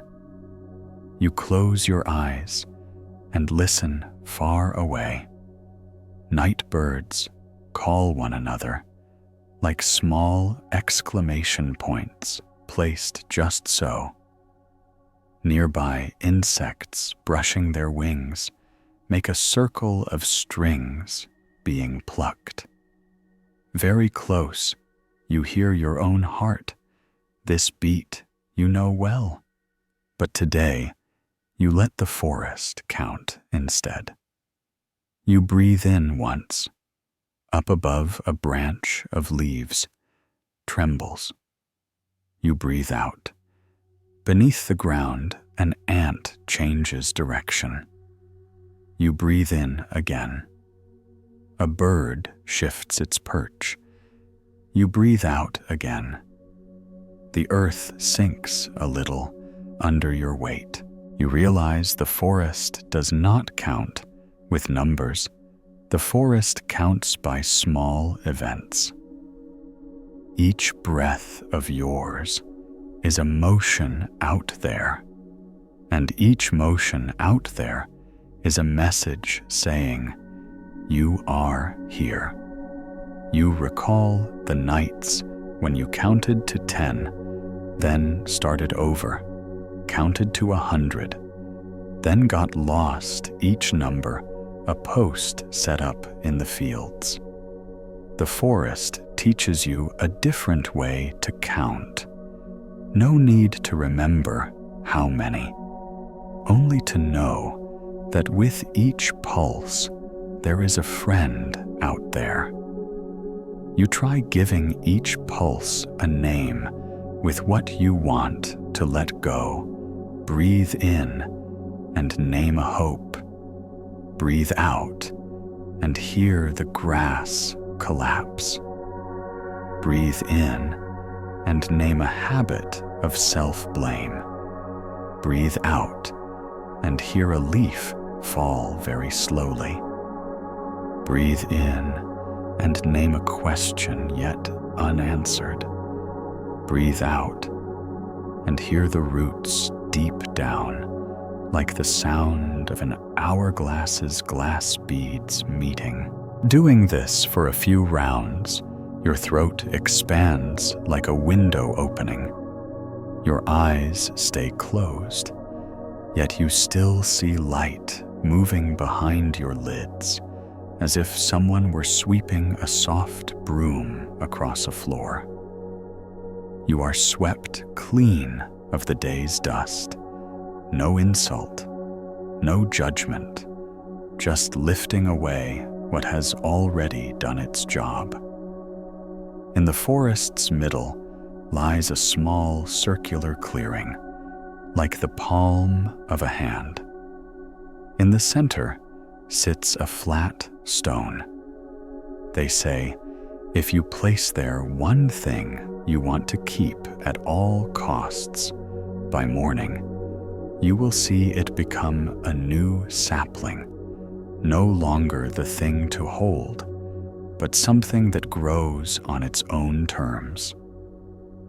You approach the stone and place there a single word, not a person's name, not an object's name, just a word you have carried like a key in your pocket. After placing it, you sit at the grass edge. You do not wait for magic. You only listen as the forest continues to count, counting by a cloud covering the moon, then passing by the wind shifting direction, by the dew forming a thin layer on your hair. A young deer peeks out from the bushes, looks at you for a second, then disappears as though it were never there. You realize letting go is like letting a wild creature see. You are not dangerous. Then it finds its way back into the deep forest. You do not need to chase it. You only need to sit. You lose track of how long you have sat. Time in the forest does not have numbers, only depth of peace. When you stand up, you feel your body one layer lighter, as if a dew-wet jacket has dried in a thin breeze. You turn back to the flat stone where you placed the word. There is only a small wet spot, like a period. That little mark asks nothing more, answers nothing either. It simply lies there to confirm that a moment once you placed something. You smile and know that is enough. The path out of the forest is a soft dirt trail. Your footprints press, then fade very quickly, as if all traces of today should belong only to today. You walk to the forest's edge and hear the city's sound again, but it is no longer sharp like when you entered. Perhaps because in your ear remains the forest's round sound. You touch the tree trunk one last time, like you might tap the shoulder of a friend before parting. The trunk is cool and steady, not steady because stiff, but because it knows when to be soft.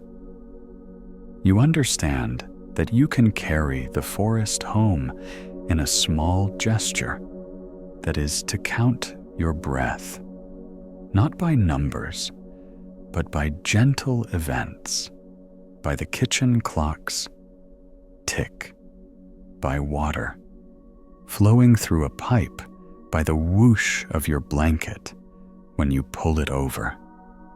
And every time you hear a sound like that, you know you are breathing.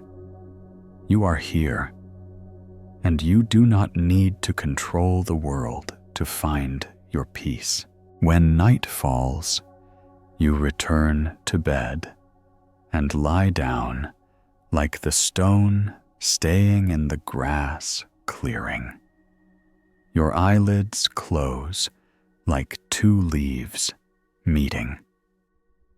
In your mind, there is the weaving workshop still lit, the post office, hanging its cloth envelopes, the forest continuing to count by insects' sounds.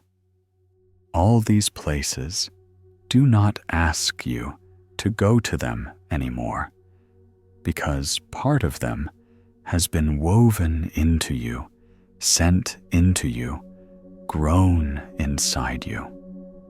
You breathe steadily, and by the window, a gentle breeze passes like a kindly messenger, bringing the simplest message of the night. You have done enough for today. The rest is for tomorrow. Night has closed softly. All stories, all footsteps, all your slow breaths throughout this journey are melting into a calm lake. Maybe you do not realize it, but every breath you just took, every time you let go, is a way of coming home. You have passed through the weaving workshop of time, the post office of unsaid things, and the forest that counts your breath. In each place, you left a small piece of control, a bit of effort, a bit of holding on. Now, as night touches its deepest part, you no longer need to hold. No need to force yourself to sleep. No need to force the peace. Because the peace is already here in your heart, long ago. Let your last breath of the day go very slowly, like water flowing across your chest. Let your shoulders release. Let your face stop carrying the lines of the day. You have done enough. The world will keep turning without you having to strain. Everything is okay, just as it is. If these night stories tonight have helped you rediscover a little quiet, a whole breath, or just a small moment of peace, hold on to it. And if you want the nights to come gentle, like this, subscribe to the channel, so when the sun goes down and your heart feels heavy, you just open it and the calm will find you. Thank you for being here, for listening, for breathing with these stories. Wishing you a very peaceful night. Wishing you deep sleep, like a drop of water that has found its sea. Good night. Sleep well. Let go. You are safe now.